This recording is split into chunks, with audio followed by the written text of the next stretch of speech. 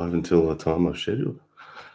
Alrighty, ladies and gentlemen, welcome to the live stream. We got King of the Table 2 coming up tonight from Dubai. We got some massive matches tonight.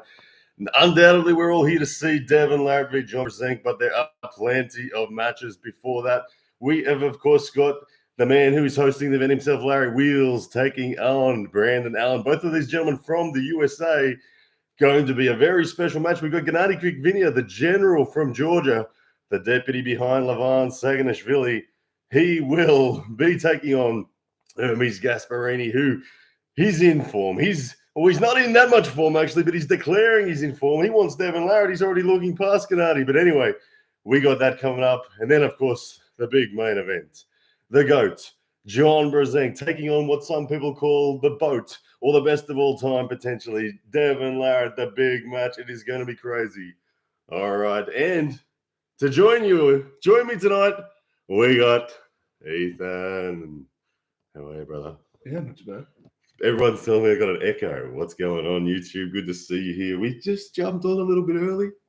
We thought we'd come say good day. I saw 375 of you in there, the live chat. Thank you so much for being here as you guys pour in. I'm good. I've seen some people say they don't hear an echo. Excellent stuff. That might have just been that attempted intro music. I do apologize. I don't normally do that, but I thought I'd give it a spin tonight because we're using some good tech. But anyway, we have got 3:42 a.m. in the morning. Ethan Tunstall, have you had any sleep at all? Not much. Really not much at all. Yeah. Not much at all. Absolutely. Me too. The sleep I did have was very shallow because I was too excited about this King of the Table. Now, guys, I'm just going to get this live up on Facebook as well. We're going to be going live from the Pound for Pound Arm Wrestling page. But, mate, tell me about your thoughts on this event. Which match, first of all, which match are you most looking forward to tonight? I think that one's pretty obvious. Excited to see a return of John to the absolute top level. That's really, really cool. It is. It really is the absolute top level. We got a super chat in already from Shane Owens Arm Wrestling. He says Gennady 4-2, Larry 6-0, John 4-2. There's some bold predictions come out in respect to this tonight, and it's a bold prediction, John 4-2, isn't it? Because he's not the favorite, is he? I want him to win, but he's not the favorite. I got to admit, he's not the favorite. Do you see it that way? Yeah. I am hoping for a pin from John. I'd love to see a pin from John. But Devin is, I think, the heavy favorite in this match. Uh-huh. Then again, this is a, 114 kilo John? It is 114 kilo John. It is the heaviest John we've ever seen in the history of the sport, which has to be a factor, doesn't it? Because when we think about this match, John ultimately has a winning record. He has a 4-1 winning record officially, which John made Devin remember at the press conference yesterday. So that's a big point. And I mean, last time they faced, it was 2015 WAL. They were both at 225 pounds, and John beat Devin in the preliminary rounds, which is the footage that a lot of the time people don't see, where he top rolled Devin quite comfortably.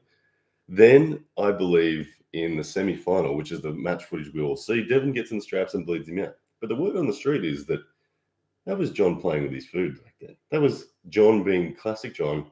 I'm going to go where they're good in round one. And then he went, oh, okay, I'm going to go back because I guess Devin's too good there. So we got another super chat in from Sweden Arm Wrestling TV. Says, what's up, guys? Going live as well, but dropping this one here to show support. Craigie, thank you so much, brother. Thank you for being here for the super chat. And yeah, guys, make sure if you want some Swedish perspective, you head over to Sweden Arm Wrestling TV for that as well. But Big John, what does it mean to you? It's just interesting thinking about the base power perspective. If we talk about the difference between John and Devin in the arm and in the hand, John's generally had dominance over Devin's hands. It'll be interesting to see where the balance is there right now. But yeah, I'm excited because John looks confident. He does look confident, doesn't he? And is it? Do you think there's genuineness? That's the big question. Is there genuineness in this confidence? Because Devin is like bursting at the seams when it comes to confidence. John is seeming kind of like he's nonchalant about it somewhat. He throws remarks back at Devin like he's not fearful of Devin in any way, shape, or form. But He does. I mean, is he nervous or is he genuine? I don't know. I know I originally had this as probably a 6-0 match to Devon as the most likely result. But John does seem to genuinely think he at least has a chance of pinning Devon a couple of times. Mm. He's going for more of that Travis Bajan hit off go style rather than trying to get into a war. So yeah, it's good signs. Yeah. Now, interestingly, I've heard a lot of people comment that for John to win this match, he must win round one. I can understand why people say that, but there's a big part of me that disagrees. When in 2015, he didn't win round one, but he won the match. So, is it critical in your mind? Do you think he has to win round one, or is there a pathway to victory? Look, if he restarts like his plan seems to be, then I think the most crucial round is round two. I think we're going to learn the most with round two with adjustments made by both athletes.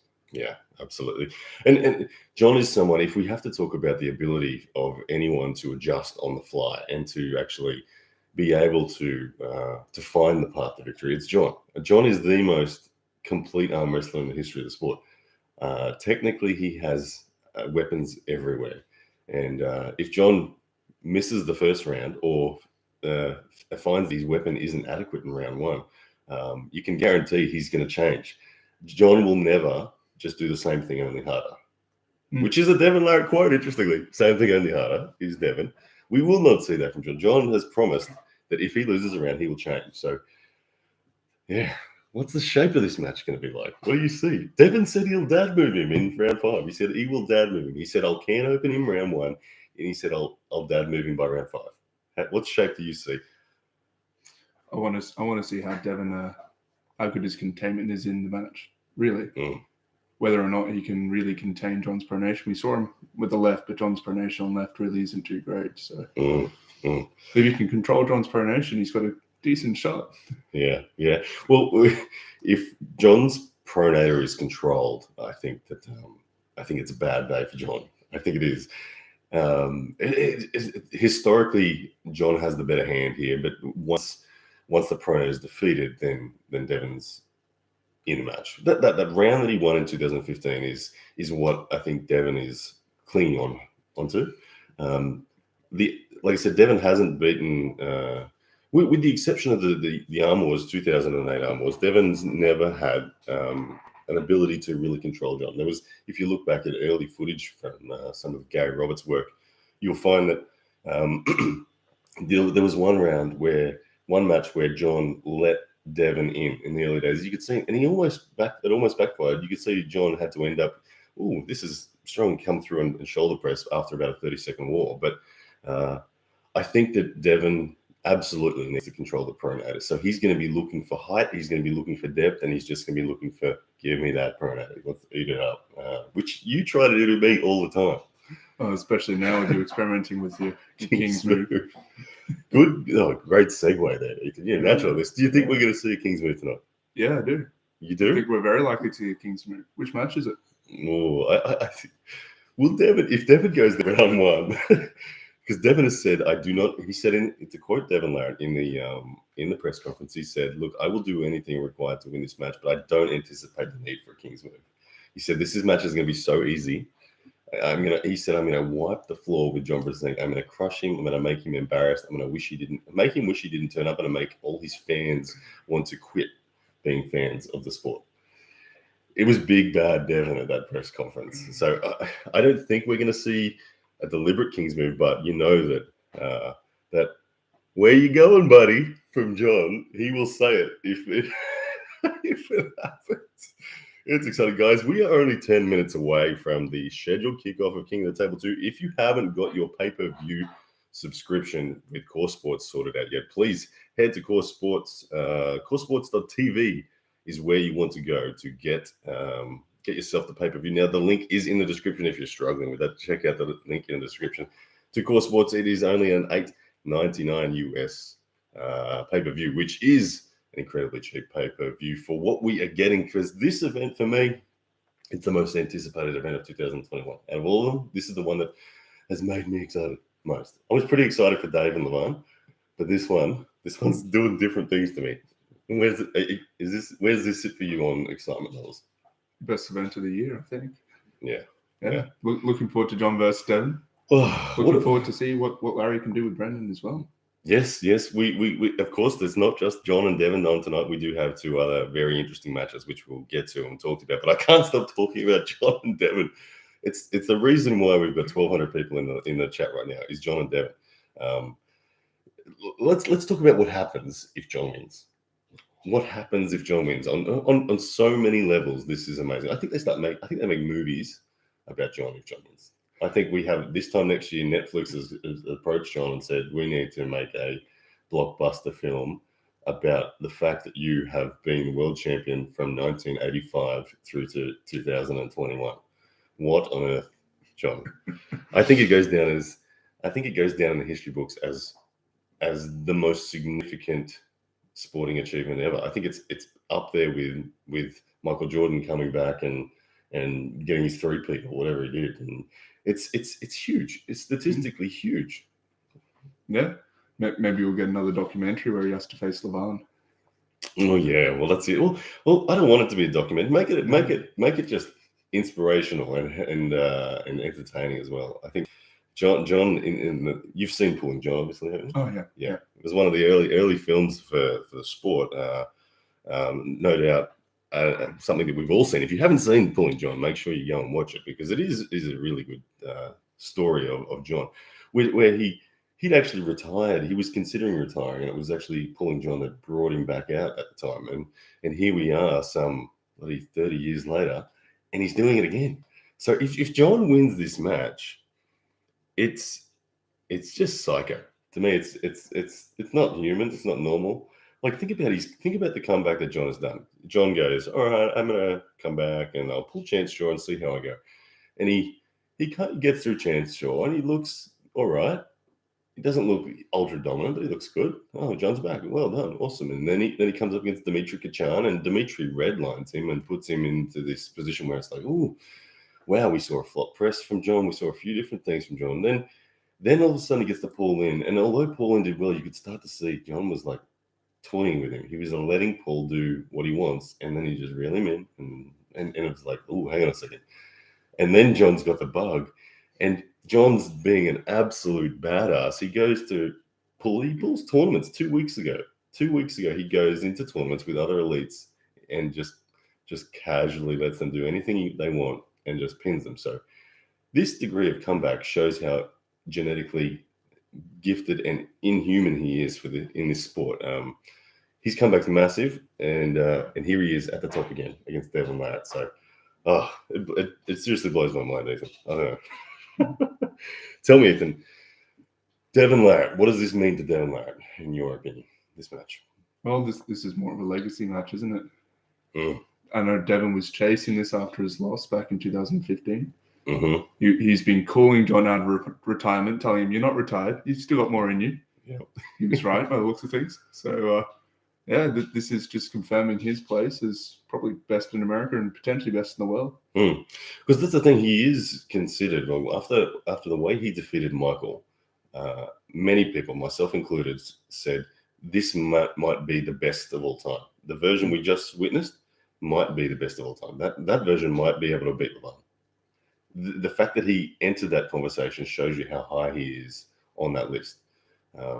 As you say, in terms of his legacy and his establishment in North American arm wrestling, he's definitely the number 2 GOAT of the North Americans. He is, and it must piss him off, to be honest, that he can't do anything about it. Beating John doesn't make him the GOAT, does it? No, not even close. And we got another super chat coming from Ashwin Shetty. Says, let me just make sure it doesn't run away in these comments. It says, keeping your favorite aside, what do you think the result will be, seeing the preparations of these guys? Now, that's a good question, Ashwin Shetty. Thank you very much for the super chat. It is, look, I think everyone knows that I want John to win.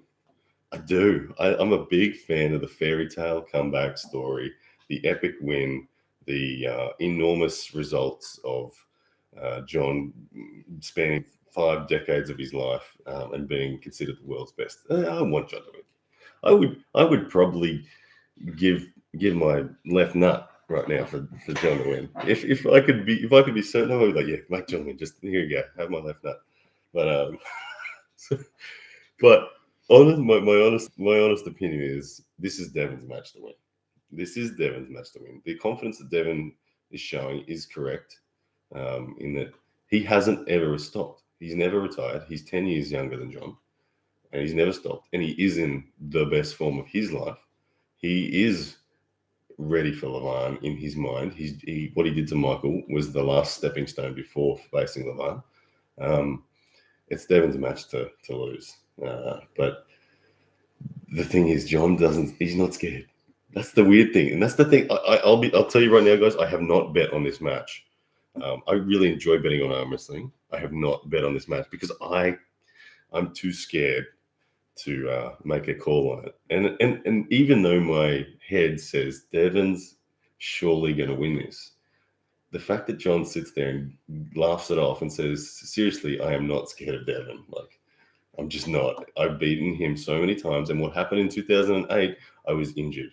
My wrist was screwed. He said my wrist was screwed. And like the truth has come out on that since, because there was a lot of heat about the 2008 situation.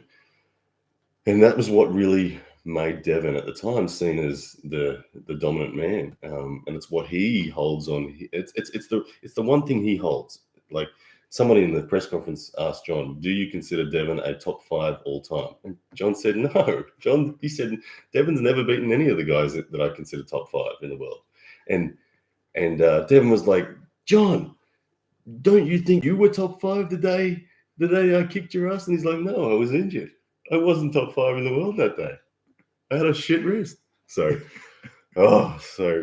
when I think about that, I come back to that super chat. This is Devon's match. It has to be Devon's match to lose. You just I would be really scared betting against Devon, but I'm also terrified to bet against John, so I'm not betting. What do you think? Answering that same question. Yeah. Head versus heart. Look, I would love to see John win. I really, really would. But it's similar to Devon versus Michael. I feel like as soon as John wins, Devon loses his momentum. I really want to see that Devon versus Levan match as well. Well, even if John wins, I still want to see Devon and Levan. I do. It's absolutely a really interesting battle.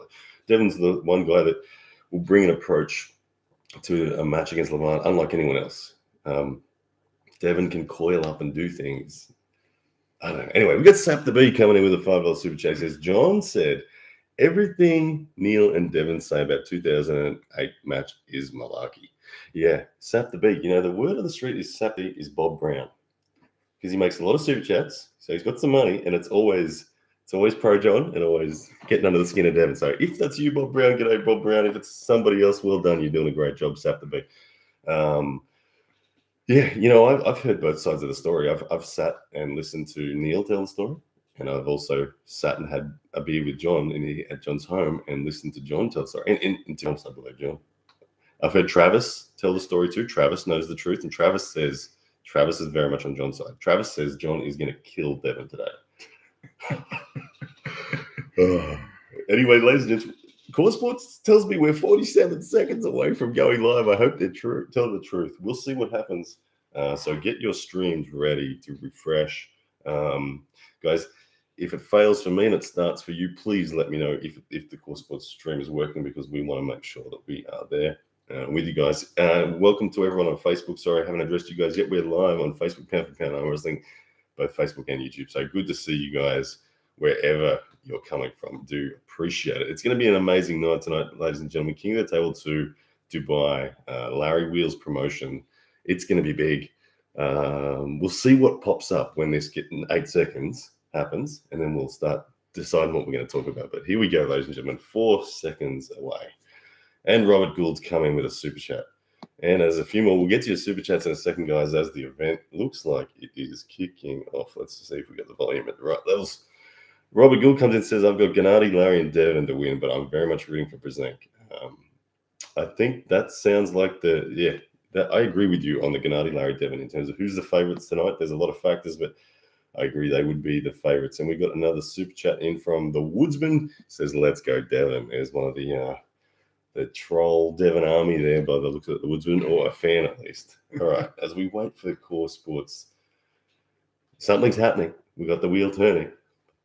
Just hope it pops up. But anyway, let's talk about the other matches until I get a feed. Which match do you think is going to start? You think it's going to be Gennady and Hermes, or is Larry going to kick this off? Which match started last time? Was it Larry versus Schoolboy? They normally go in the reverse order of interest and importance, typically, but I feel like they're both pretty interesting on a level. In terms of the fans watching, I think there's obviously a lot of Larry fans going to be tuning in, given this is a Larry event. There was an error accessing the video. Give me a second, guys, as I try to sort this one out. All right. Tell me, guys, have you got the stream up and running from Core Sports? Let me know as I hit refresh and try to get in there once again. Yeah. A few people saying they'd like to see Jerry. Yeah, Jerry's someone that needs to be in there. We got another super chat in from Tristan Hinderlitter. Good to see Ethan. I'm looking forward to the commentary from you both. Devon 6-0. Yeah. The vampire himself. Man. All right. Looks like we got a stream up.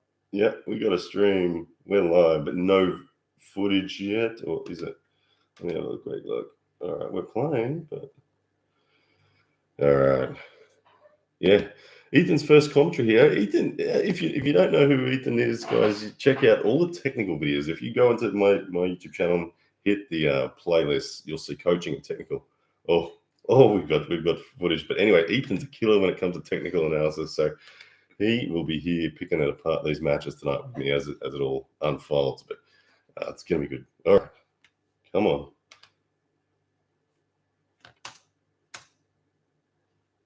Looks like it. There is the voice of Neil Pickup. If you're watching the stream, that looks like who is commentating there. But I am glad I've got 1,954 of you here to listen to the sounds of Ethan Tunstall and myself. It'll be good. Guys, is it working or is it freezing for you? Because it's kind of... All right. Anyway, it looks like it's working. Skeptical comes in with another super chat. He says, Is it true a fight broke out between Devon and Hermes backstage, and that's why the live interview was abruptly stopped during the weigh-in? Can you confirm? Look, to be honest, that's the first I've heard of it. Have you heard any more? That's the first I've heard of it. But, look, this is what I've heard about Hermes. Hermes is a very passionate man, as all Italians would probably agree. And he is someone that I feel and I'm told, can go from 0 to 100. And if he feels like Devon's pushing these buttons the wrong way, it wouldn't surprise me. It wouldn't. I think he's doing a great job, Hermes. Look, regardless of whether he wins tonight or not, I think Hermes is doing an outstanding job in respect to building this sport and building the hype from his fans. And all right, I've got to make sure we got this running, but I don't want any delays. I want to keep up with you guys. 2 seconds here, guys, as we get this technical issues sorted with the Core Sports feed. I just want to make sure we are right up to date with it. Yeah, Hermes may well have the style to be able to take on Devon, but at the end of the day, he doesn't yet qualify to face Devon. He hasn't done enough to deserve it, even if Devon is the best target for him. He hasn't yet done enough. All right. Quieten down, Neil. I don't want to hear your voice at the moment. You're getting in the way. All right. So whilst this gin around is going on, let's talk about Gennady and Hermes. How do you see this match going? Look, away from the sport for a decent period of time now. I think I'm going to put Gennady as probably the favorite. Just want to see where his wrist has gone to, because there's been rumors over the past couple of years his wrist has not been great. And if there's anyone that you don't want any wrist issues with, it's someone like Hermes.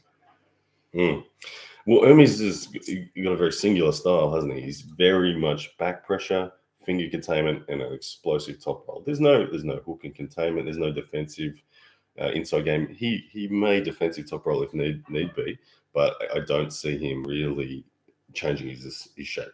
Gennady, on the other hand, he can go anywhere, and he can go anywhere explosively. He can defend. He can attack. He's got a full repertoire of weaponry available to him. So I think it's almost going to be as technical as John and Devon this match. I think Gennady will put on a display. And I personally think Gennady is going to take utter control. I think that he's going to crush Hermes. He's going to crush it. Well, controversial opinion, but I somewhat have Gennady's ranked as probably the number one overall technical heavyweight, just versatile heavyweight. Ooh, even higher than Devon? Higher than Devon. Well, what we see from Gennady is he's got offense and defense in every angle. So I think there's maybe you could argue Devon's more technical, but I think clear point or case for Gennady to be more versatile. I like where you're going with that. I understand with that because Devon is really much exclusively a defensive-based arm wrestler, isn't he? And so Gennady does have the offense. He really does, and he's got all the offensive options as well. Yeah, I'm with you on that. And I do respect Gennady a lot for that ability. What I think is going to happen in that match is we saw clues in the press conference. Gennady was setting up Supernati, retracting his thumb and making it difficult for Hermes to go high. Hermes is having to get really low and not be comfortable. And I could just see he's just going to pop his shoulder forward, Supernate, and just catch him about there and go, it's over. And that'll be round one when it matters. Once the pronator of Hermes then is bled out and he becomes tired, he'll end up just top rolling Hermes and just doing whatever he wants to. I think it's going to be a big win for Gennady. Sorry guys, as I'm losing my thought, I'm just trying to make sure this stream, I keep on having to refresh it and it's not playing freely for me. So I just need to spend a bit of time trying to sort this out. Come on, Core Sports, give me a nice clean stream, please. All right, well, we might have to change the internet connection on this one as well. I don't know if it's the stream or if it's me. Guys, question for you all. Please indicate below. Comment for me. Is the Core Sports stream working well for you? If it is, just hit the number 1. If it's laggy and starting, hit 2. So 1 if it's working, 2 if it's not. And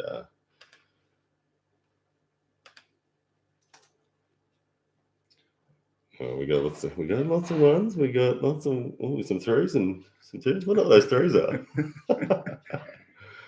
All right. Okay. So I need to sort out my. Oh, we got a super chat in there. Yeah. Can Devon realistically beat Alex/Vitali? And how? You take that one for the moment whilst I sort this out. I think the answer there on my part is yes. Of course, a big challenge though, because for once he would be the shorter man. It's quite unusual. Yeah. Against both of those guys. So the question really being whether or not it's going to be an inside or outside stop, and I think first both those guys, it will be a point of shooting forward, supinated, high rising back pressure to maintain some kind of height and bite in the match and get a stop on the defensive side. And I think with Alex Cadetta, he's much more likely to have more containment than with Vitali. With Vitali, you're much more likely to see a wrist back Devon in a really high, I guess, elbow intensive stop. All right, we got the stream working nicely now. It looks like they're getting close to something coming out too. They're standing there. We'd see the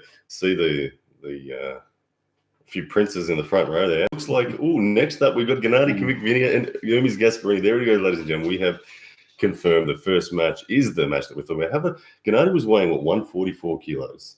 144 kilos. He's the biggest of the athletes here at the King of the Table event. Hermes Gasparini came in, I think, 127. Was it confirmed before me? 125, I think. Which is an enormous Gasparini. I mean, this is a man who was, when I met him in 2015, was 80 kilos. He was 80 kilos at 2015 and was quite dominant in the lightweight division. And he slowly stepped up one weight category at a time. And here he is at, 125.8 kilograms tonight. To say he's hitting the pancakes is an understatement. Isn't it? He's got the good pancakes, that guy. That is a big Gennady. But Gennady's barrel-chested. Like, he's not that tall if you see Gennady standing next to everyone. Gennady is someone that is, he's not a huge man in terms of height, but he's wide and he's thick. And I don't know how he moves so damn fast given his size, but he really does. Now, You know, one interesting thing about Gennady Kvikvinia, what he said in the press conference that I can't wait to see unfold on the table, is he said when the host of the press conference asked, are we going to see anything special from you, Gennady? And he said, yes, you're going to see my anger. And he didn't, I found that interesting. He didn't say my passion, he didn't say, you're going to see me get fired up. He said, you're going to see my anger. What's he angry at? What's he angry at? Is what I want to know. Probably Devon. No. He was really respectful of Devon. Yeah. He actually backed Devon up constantly throughout the press conference. I have a feeling he's angry that he's been given Hermes. I have a feeling that he thinks that he's above Hermes and he's going to demonstrate that. And that's what I think. I don't know. I could be wrong. What's Gennady angry at, ladies and gentlemen? Will we find out tonight? I think we will. I think we are going to find out. Okay, so we got some ads coming on at the moment. We're not too far away, probably only a couple of minutes away from this first match getting underway. Dave comes in with a super chat. Let's have a look. Dave says, I can't hear anything over Todd's labored breathing. Someone call him an ambulance. Okay, I'm pleased. I saw these breathing comments and I was like, I'm thinking, is it me? But it's Michael Todd because it's Neil Pickup and Michael Todd commentating, I believe, tonight. And Michael's getting a bit heavy these days, so he needs the CPAP machine when he's going to bed, and he's breathing too close to the mic. Iceman Chuck says NFTs. Iceman Chuck, go and follow Iceman Chuck on Twitter, everyone. That dude knows everything about not only arm wrestling, but NFTs and crypto. All right, we've got an announcement. Let's have a listen now as they come in to this first match. 125 kilograms, 275 pounds. I'm excited. All the way The Woodsman says, let's go, Gennady. The Italian gladiator. All right. Hermes Gasparini. Here we go, Hermes Gasparini. Will he have any excuses tonight? Will he win? I bet she's going to win the practice table. Oh, yeah. 100%. If he loses here, he'll be straight to the practice table. He'll be getting that strap on just perfectly the way he wants it and popping some wrists. Oh, intro song there from Hermes is a bit intense. He's got the hardcore metal sound. Oh, what song is that? That's Let the Bodies Hit the Floor, I think it is. Here he is, 125.8 kilos of him. He looks thick. Look at the shoulders on him. Thick chest. Yeah, he's not carrying too much fat around his waist. He's managed to get to that size and still be relatively lean. I don't think he'd have a six-pack right now, but I think he's still looking like an athlete. So Hermes Gasparini. Interestingly, guys, this match for Hermes, it's very important. After getting his ass kicked by Alex Cadecha, he really needs a win right here. If people prior to Alex Cadecha match, people were saying that Hermes Gasparini, I was hearing him as high as top 3 in the world. Some people were saying, which was crazy, and it was proven crazy when Alex Cadecha beat him 6-0. But anyway, this no doubt means a lot to Hermes Gasparini right here. He needs this win. He needs to get on the board and make it back. Make it start to head in the right direction for him once again. If he loses tonight, it's off into the wilderness for him in terms of his ranks, and we don't know. He's somewhere outside the top 10 probably if he loses badly tonight. But anyway, as he makes his way through to the stage, you can see the lighting, the atmosphere there at the King of the Table is looking good. Now they've announced in Hermes first, which is of course always the classical order in terms of the challenger comes out first. So they've made that concession that Hermes is the challenger in this circumstance. Now we await Gennady Kvikvinia. And here he is. We can see the silhouette of the big Georgian, the general, as I like to call him, the deputy of Georgian arm wrestling. Behind that, only of Levan Sagnashvili. Here he comes, ladies and gentlemen, Gennady Kvikvinia. Let's listen to his song. What's he got?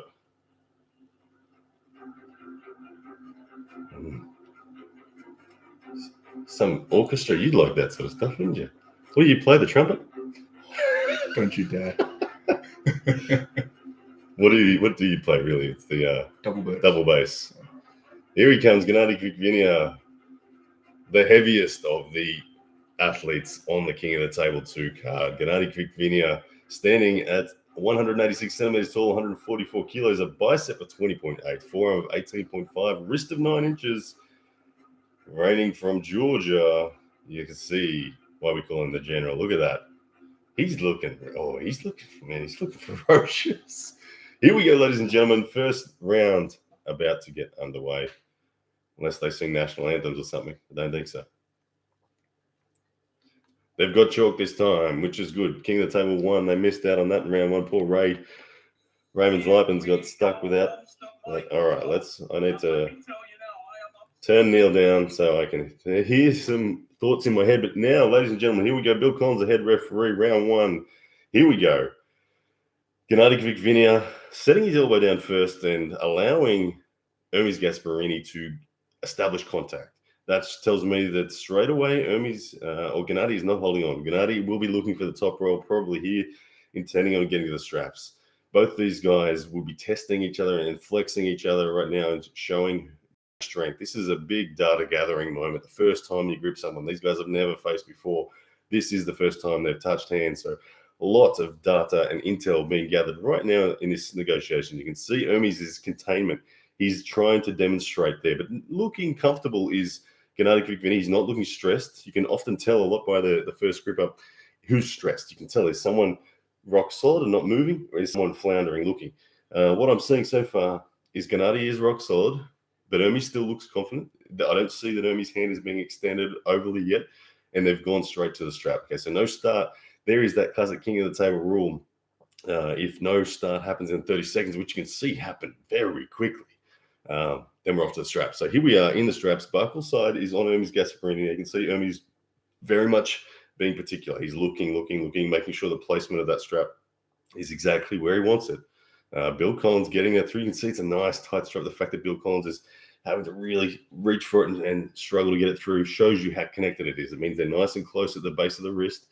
Good connection to power for both these guys. Both athletes are going to like that feeling in the strap.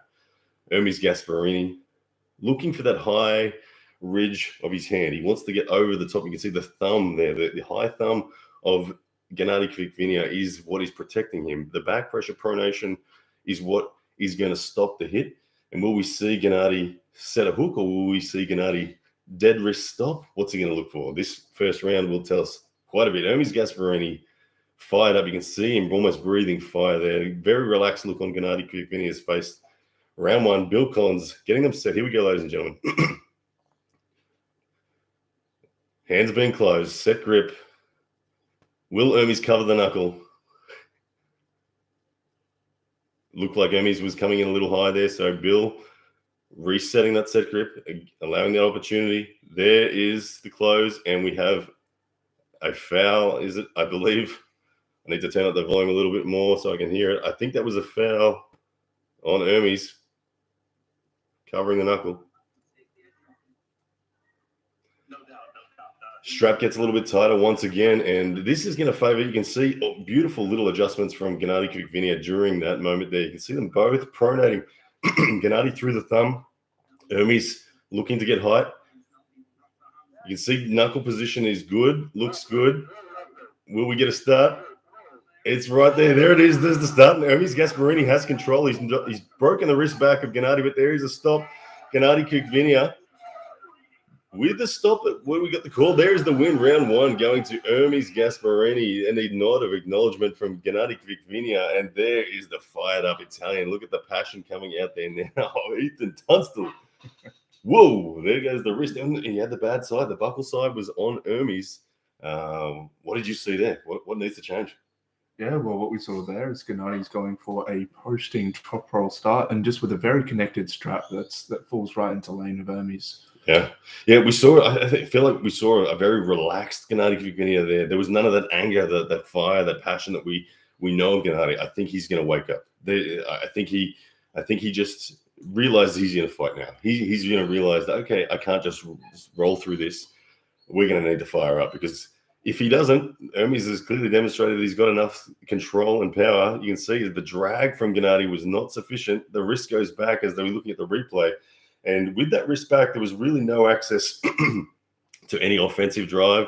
And it was just a matter of Hermes chipping through that bicep. The pin called maybe a touch earlier. It feels like Gennady could have potentially got a little bit more work in that defensive position. But that won't worry Gennady too much at this stage. I think he'll be a little rattled, but he'll also still be focused and still be calm. Let's see what round 2 happens here. Do you think, do we see a style adjustment or do we just see a fire up here? What do you reckon? Well, I reckon if it was me, I'd look for a slight style adjustment. But it depends on what he felt in his hand. More fire might do it. Yeah. Well, it looked like Gennady actually was the first one to move. He actually did initiate with a drag, a Georgian drag. I know Levan loves the Georgian drag as well. Straight away, look, you can see now Gennady is already posturing outside of straps as though he's coming more inside than last time. He's not set for height. He's got that pocket underneath his pinky finger coming forward. They're probably just going to wait for the strap again. I doubt he's going to start like that because holding onto Hermes Gasparini outside of straps could be a very dangerous move for Gennady to try. You can see the load there. You can see the fire. Here we go. Now we've got a little bit more passion in the eyes of Gennady Kvikvinia. There's something different there. Okay, here we go. Now we are in a fight. Hermes Gasparini up 1-0. Gennady Kvikvinia needs to get some runs on the board to get the nerves settled right here. Let's see what he read for me this setup. What do you see as the strap goes on? Oh, I see maybe coming for Gennady. Obviously needs to look for a bit more cup in the next start, get a little bit more bite onto his pronation, which he didn't get in the last one. Yeah, you can see he's come forward. He's not looking to top roll this one. You can see he's getting the palm, the base of the palm of his hand past, but the buckle side is good for Hermes right now. Hermes will be excited feeling this. He'll be saying already Gennady has conceded in the top roll battle. He's not trying to top roll me. He's trying to already hook me. So this, ladies and gentlemen, I can guarantee you this match is going to go Hermes' way, quite a significant distance, and there's going to be a stop. And it depends on how far back Gennady's wrist is when the stop happens as to who wins this round. If his wrist goes all the way back and his palm gets turned, it'll be Hermes. But if the wrist goes only partially back and he keeps that supination intact and the thumb rotation intact, then Gennady will dig this one back. Here we go. Let's see what happens. Round 2. But right now, Hermes Gasparini in a commanding position, feeling very good. You can see he's fired up. He wants this victory. All right, ladies and here we go. Set grip happening.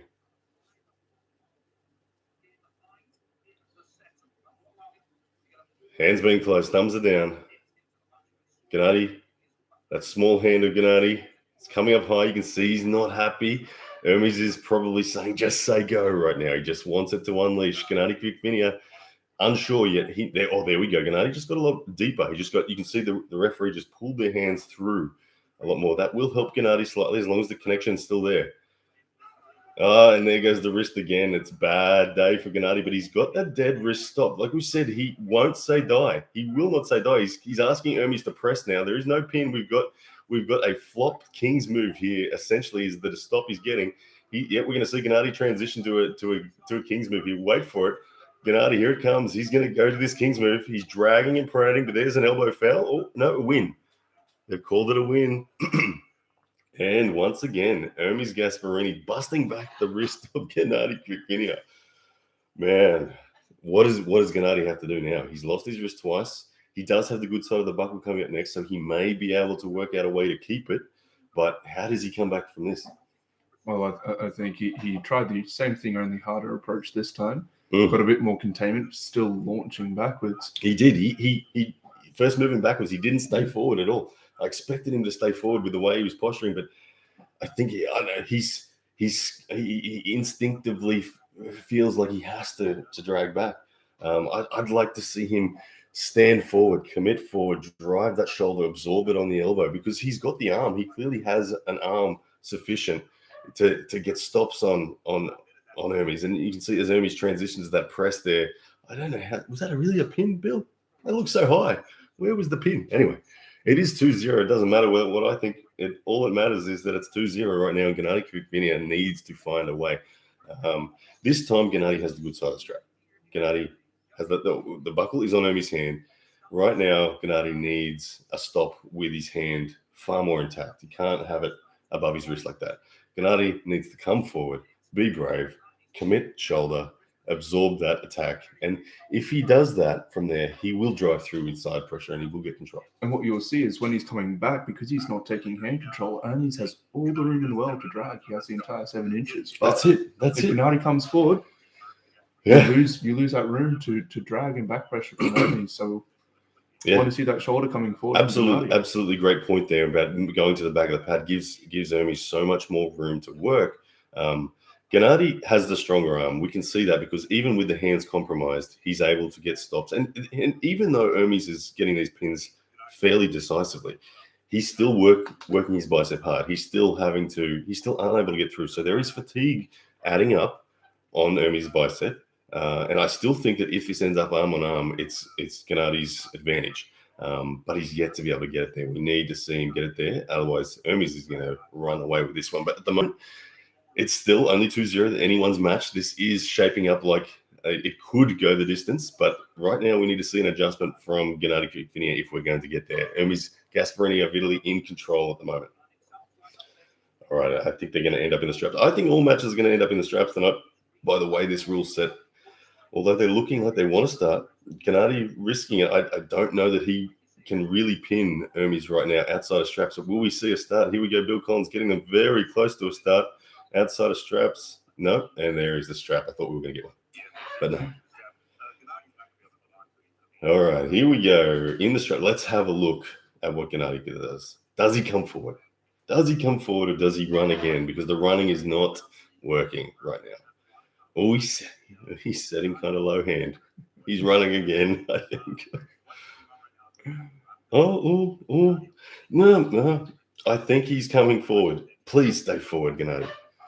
Let's see a match here. Gennady Kvikvinia, as you can see him he's almost rolling his hand over. In the strap setup, the strap will always support what you give it. If you pronate in a strap during the setup, it'll support your pronation. Right now, he's slightly supinated in his setup. He recognizes he can't top roll Hermes. He recognizes he needs to get, and you can see the position of that strap is very close to his wrist line. This should be good for Gennady compared to his last rounds. Given the buck is on Hermes' side, this should be good. If Gennady gets a stop here, he needs to bleed Hermes and get some fatigue back as Hermes starts talking about the strap, saying, hey, get this closer to me. He wants the strap moved. But I like what I see here for Gennady. Looks much better.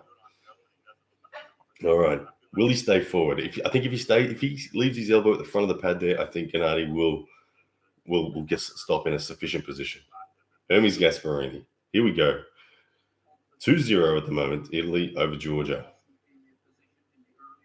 Bill Collins closing the hands, getting those thumbs down. Gennady Kvikvinia, we'll see him fire up if he wins a round. Will he stay forward? Will he go back? Hermes is excited. Just say go. There we go. Early start there on Gennady. You can see Gennady drop to the tricep and posted hard. So I think Gennady may come forward, but he's using a top roll strength to get a stop.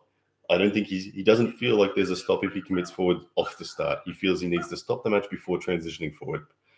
But how far will he commit to this top roll? There's the stop.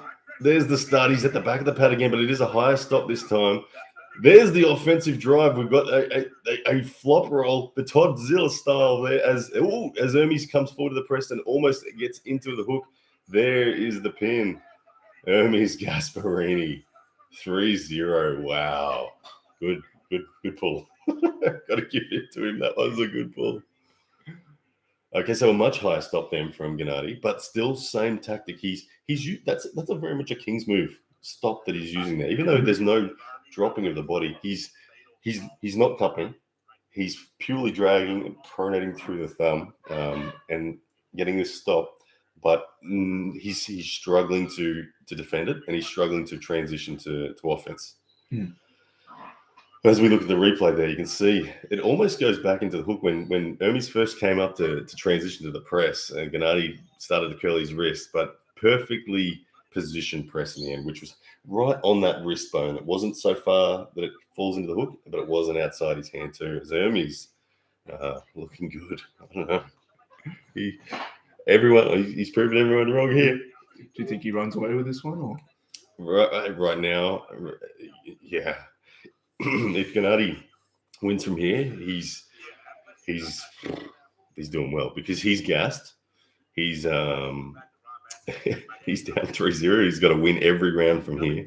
And to be honest, technically, he hasn't yet shown another option. He's tried the same thing with subtle variations. He has improved in that round. He did do better in that round than he has. So there is hope, but unless he's got the bad side of the strap right now, does Gennady. So he needs something very different to happen. And I don't know that he's got it. I don't know he's got it. What do you think? What do you think? Well, the thing in my head is thinking back to his last victory over Levan, a very popular video there where he's, again, in front of that pad, he seems to be stuck on the back of his pad. I don't know whether that's because he feels like he needs to fight that back pressure battle. Yeah, I'd like to see him stay at the front. It's okay to hit with a top roll to get us to stop being flash pinned, but hit the top roll and then stay at the front of the pad, Gennady. Come on. I shouldn't, as a commentator, I shouldn't be going for someone, should I? I should just be just talking about the match, but I'm clearly going for Gennady. It's all right, Hermes. I do love you too. All right. Gennady Krikvinia, he's in a dark place right now. He being down 3-0 right now. Difficult place. Gennady breathing deeply. Same style setup. Hermes touching that strap. He's getting very particular about this strap in the setup. Gennady Krikvinia will give it everything here. This is his last chance. There will be no effort left behind. So expect body on the line in this one. And as the wrist will go back, you can see he's already conceding in that he's not trying to win the knuckle height right now. I think he's already conceding that the wrist will go in that sense. It's going to be what does he do once the wrist goes. He needs to stay at the front of the pad. He needs not to drag and open up and give the space for Hermes to cut him off with that press. Hermes can get into that position, shoulder committed, the down pressure on, and can close the door. He needs to prevent that, and the only way he's going to do that is by staying at the front of the pad and adding side pressure in the transition when Hermes attempts to transition between the top roll and the press. Here we go, ladies and gentlemen. 3-0 Hermes Gasparini. Bill Collins, head referee, closing the thumbs. Gennady not looking comfortable. Early warning on Hermes. You can see Gennady. He's starting to. He's the passion is still there, but it's more frustration than firing up at the moment. Gennady needs to find something special. He needs to find a place. He needs to be brave and try something different. Stay forward. I don't know who's in his corner, if anyone's in his corner down there, but you can see Hermes Gasparini looks solid. His fundamental strengths, his back pressure and pronation have not been compromised even slightly yet. The only thing that would be fatigued in Hermes Gasparini would be his raw bicep. And contrastly in Gennady, his hand, his pronator, his bicep, it's all been gassed. His inner elbow would all be gassed. But here we go. Match about to start. Closing the hands now. Bill Collins about to start them. There it is. And similar position. Offensive drive from Gennady coming in earlier. Transition to the press from Hermes. Here it is. He's in control. Gennady refusing to die on top roll. Attempt again. What are they doing? Elbow foul on Hermes. There it is. Elbow foul. This might be what it needs. Sometimes it just needs you to be on the ropes. You're about to be knocked out and your opponent fouls. Like sometimes that's all it takes. Sometimes like one more little bobble here from Hermes or something like that. And it just could be a turning point. So Gennady not out of the match yet. Here we go. Oh, is there a comeback here at all? Is there? I think there could be. Come on. Gennady Krikvinia. Hermes has got that snarl on his face. He's like, I am taking it right here, right now. Gennady Krikvinia gets the start, loses the wrist, needs to go on the offense. Otherwise, it's going to be in trouble. And there it is. Hermes Gasparini with the big celebration. 4-0. It is a done deal now. He can't lose the match from here. Hermes Gasparini taking the win over Gennady Krikvinia. 4-0. They'll continue on and do the 6 rounds. As my feed has frozen a little there. Hopefully it comes back there. It's back now. But yes, big relief there for Hermes Gasparini's fans who were worried about where he sits. Well, we now know he sits above Gennady. That's what we know. The 125.8 kilo Hermes, too good for Gennady Krikvinia. Against 80% of the vote said Gennady. Mine self-included. Yeah. There we go. Don't follow my tips, guys. You already know. Everyone always gives me rubbish for that anyway. So 4-0. It looks like are they stopping the match or are they continuing the match? How'd you see that, mate? What'd you read in that? Looks like the match is done 4-0. They're stopping that one there. Oh, I feel once you take control of someone's hand and wrist, the fatigue difference on every hit is just massive. So what we see there in that final go is just Ermi's hand is so much more fresh than Gennadi's. Yeah, he stopped fighting for the hand. He stopped trying to win or even contest the hand. Gennady did towards the end, and he was, I mean, all he had was this pseudo King's move, drag, stop, momentary, and then adding bicep to it. His fundamentals were just defeated everywhere, weren't they?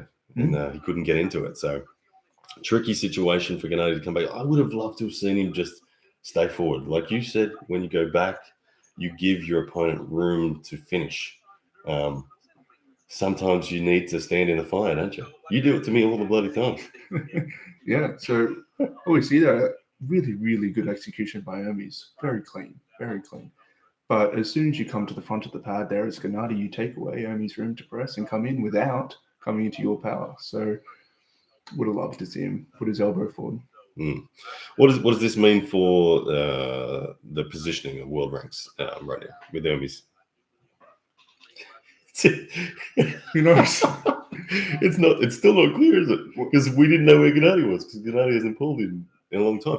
We know Gennady is historically a fringe super heavyweight in terms of those top ranks. He's never been a top 6 guy, but he's always been a fringe guy. So it's still unclear. Will the memes be out tomorrow? Will they be saying Hermes is? Oh, they're coming back. Are they coming back to finish it? Yes, they are, ladies and gentlemen. We've got another 2 rounds of these guys. What will Hermes do now? Will he play with his food and just do the same thing and make it quick, or will he experiment? I'd love to see some experimenting from Hermes right now, going into the hook or something like that. It's a domain that we don't often see. From Hermes, it's always classical top roll, and even if he's forced inside, it's still defending with outside pressures. Let's see what Hermes does here now, having secured the victory. Where does he take this? And this is a moment. This is a hard moment for Gennady right now. When you've lost the match and you're told to get back up on the table because the fans have paid for 6 rounds, it's tricky. It's tricky. I believe it's a foul, not a pin, if I'm reading the comments correctly. I should. This is because I'm not hearing the commentary, guys. So thank you for. So it's not over. It's not over. Not over. There's a twist. Thank you, guys, in the chat. Everyone's screaming in the chat. It's not over. It's not over. Right, I need to turn up the volume and have a listen for a moment.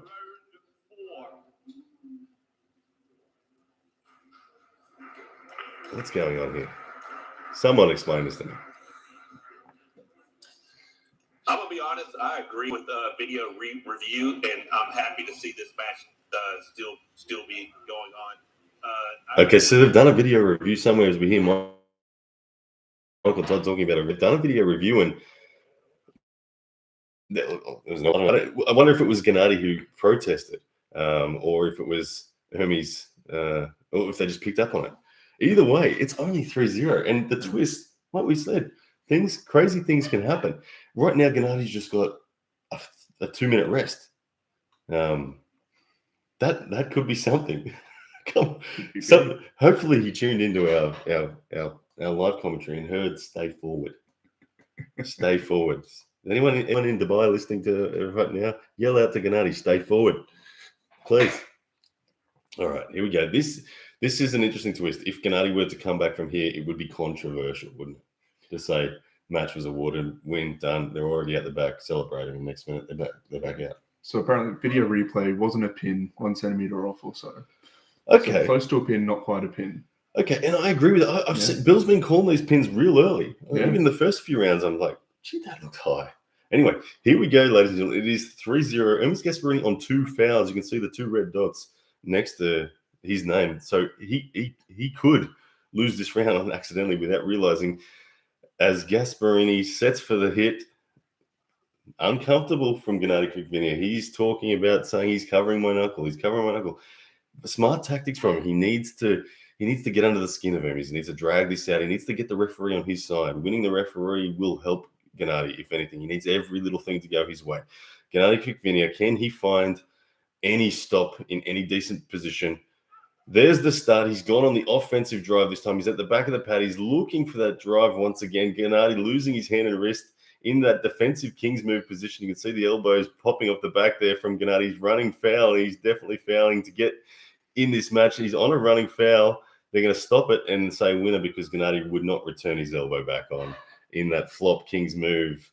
The desperation move, as Engen Terzi would call it. You can see it was desperate there from Gennady Krikvinia as Hermes takes the win and is in control. Well done to Hermes Gasparini. We don't know where you're ranked now, but well done. It's above Gennady. That's all we know. There we go. All right. Let's have a look at the replay. You can see there, elbows off the back of the pad from Gennady. He refuses to get on. Bill gives him one running foul, says it again, 2 running fouls, says 3 of them, you're out. I like the way that's ruled there. That's policed in respect to elbow fouls, and in particular the King's moving elbow foul.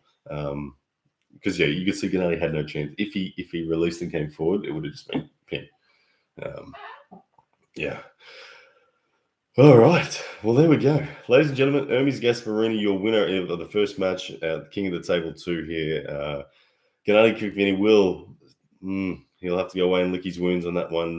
And we're going to have to, it's going to be some time before we know where he sits at and will he be able to crack into the top 10 in the world. Right now, you have to say he sits somewhere outside of the top 10 in the world. Hermes Gasparini has just made a case that he is inside the top 10 in the world. And they're going to do rounds 5 and 6 here for us for entertainment as we get to wait a little bit more. We might get to see this hook. I don't know. You can see Hermes now. I think they're going to just start outside of straps. They're going to be casual. Hermes might even lay this one down or something. Here we go, round 5. Hermes Gasparini outside of straps, holding on. They're having a bit of fun, laughing, giggling with each other. When Hermes is happy, Hermes is happy. That's one thing about Hermes, isn't it? He likes to laugh. Have you seen the laugh compilation of Hermes? No, I haven't. That's good. That's good. So now, at this point in time, the adrenaline is, the endorphins are flowing for Hermes. He's really happy. He doesn't care what goes on. He doesn't care if he loses these rounds. He'll have some fun with it. It's where for Gennady, it's kind of this awkward position. He's kind of embarrassed. If he gets a win now, he's like, you bastard, you're letting me win. It's pissing me. And it won't feel right, but we'll see where Hermes allows this match to go, or will he just take control once again? Here we go, round 5.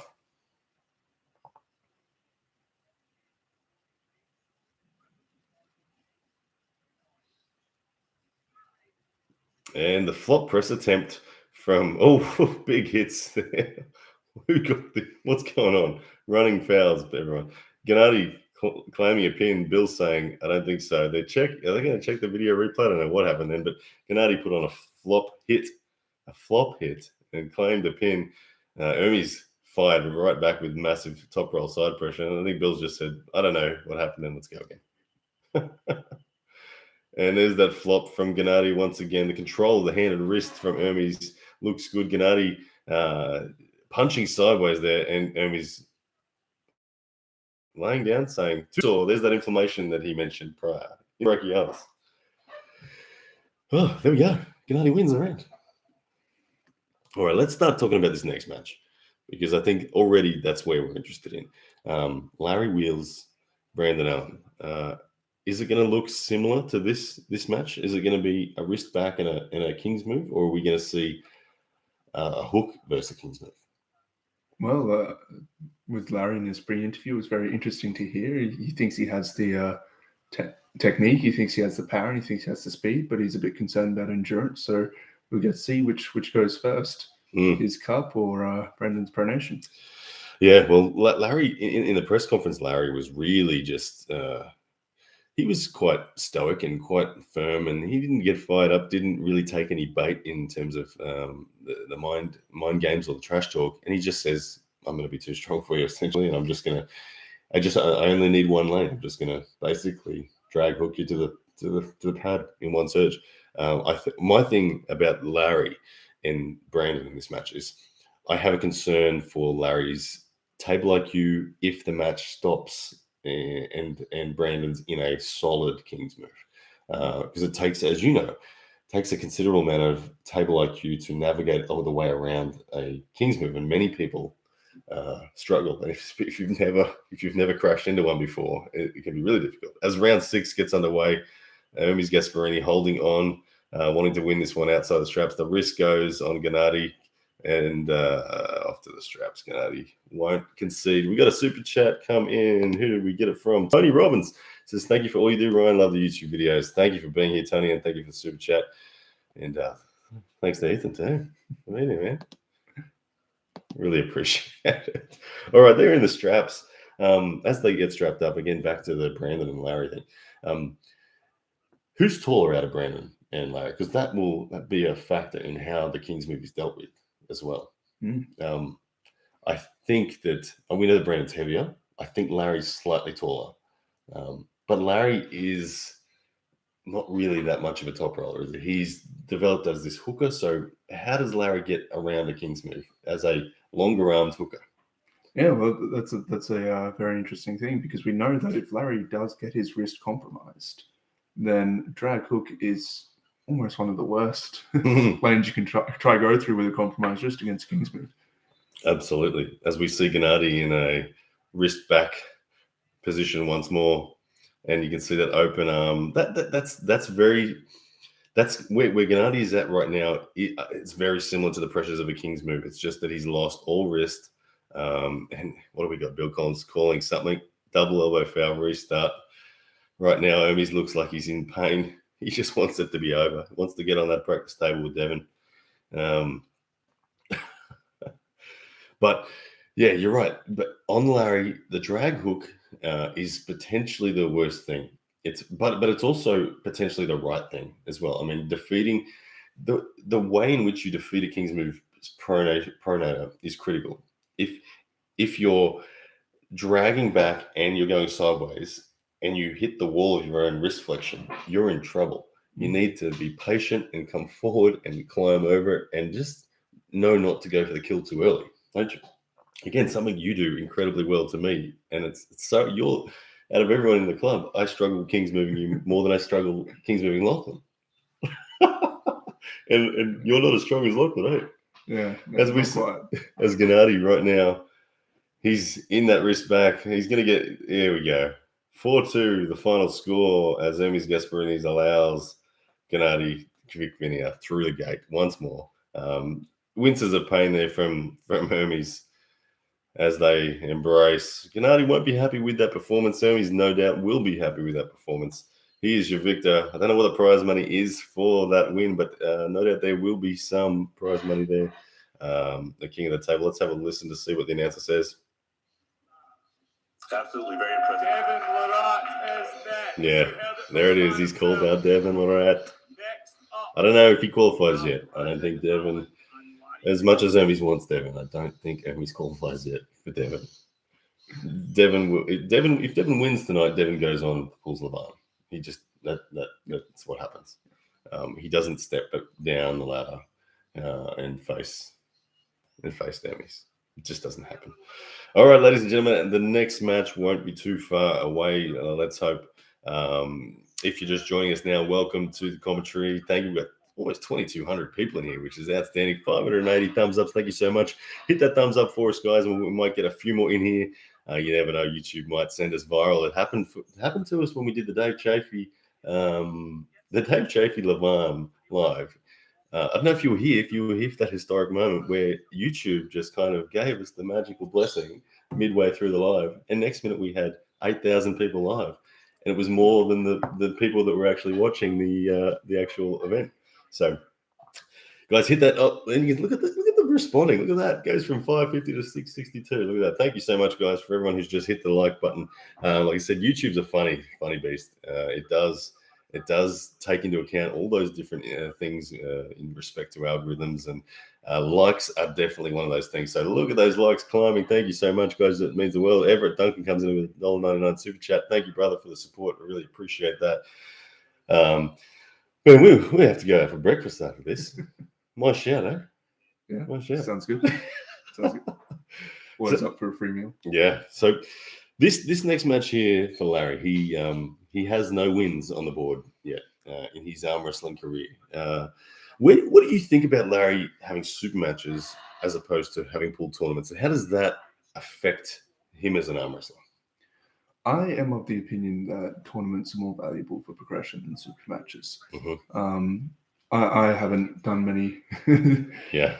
tournaments, and I've done a number of super matches, and I think you learn a lot more from a tournament. Mhm. I think you grip a lot of different types of hands, different styles, Yep. once you're able to progress. But also with the COVID and pandemic and how things have kind of lined up, of course, with Larry and his career as well, super matches make sense. Yeah. They do make sense, and Larry's, like you said, given his permission as a promoter, and given COVID situation, he hasn't really had the opportunity to pull tournaments. So he's done as best he can. But it is interesting how this will shape him as an arm wrestler. I do think that he lacks the experience against just the diversity of styles, as you say, which a tournament gives. He I think he enjoys super matches, but I would love to see Larry call a tournament. I'd love to see a King of the Table tournament once COVID goes away. But anyway, here we have, ladies and gentlemen, Brandon coming out now, the 144 kilo beast. Did you see he in the face off he kissed Larry? Did you see that? I don't know how I'd handle a big hairy man like that kissing you out of the blue. Larry didn't. Larry kind of looked at it, squirmed, and said, "Oh my goodness, really?" But anyway, Brandon Allen, very talented arm wrestler, very talented strength athlete. Both Larry and Brandon Allen coming from the background of powerlifting, both pretty equally established as well. Like Brandon Allen, as you can see here, his stats: 185 centimeters tall, 142 kilos, 20-inch bicep, 16.5-inch forearm, and I missed what the last stat was. But both of these guys, 2 years in the sport, both from the background of powerlifting, elite powerlifting. Brandon Allen, training out of California, he trains with Derek Smith, trains with Eric Spotto. Where Larry, who doesn't Larry train with? He's trained with the cream of the crop. So, yeah, he's had the guidance. This will be an interesting match. I think that Larry has the strength edge, but I think stylistically this match favors Brandon. Yeah, I tend to agree. If Larry gets his cup, of course, it's all over. But if his wrist gets compromised, does he have the taper IQ just to be patient? Yeah. Adjust, come around that pronation. Well, right now you can see the deep breath from Larry. He would be nervous. He needs the W. The fans of Larry need to see that Larry's going to win. Larry said that he's in this for life. He's committed. So Larry will survive even if he doesn't win tonight. But Larry needs it. You can see his stats there. 27 years old, 185 centimeters, same height. Bicep 21, forearm 17-inch, wrist 8.5. I got a bigger wrist than Larry. On you, Larry. It'll thicken up, Larry. Don't worry. My wrist started when I started arm wrestling. My wrist started at 7 3/4 inches, and now it's a 9-inch now. So don't worry, Larry, it's coming. All right, here we go, ladies and gentlemen. They are set up, good to go. Elbows are down on the table. Bill Collins allowing the athletes to just negotiate right now. You can see not a lot of back and forth movement. I think both of these guys are going to be happy with going to strap. But that said, Larry Wheels should be able to take the opportunity to arm wrestle that side of the strap as a hook puller.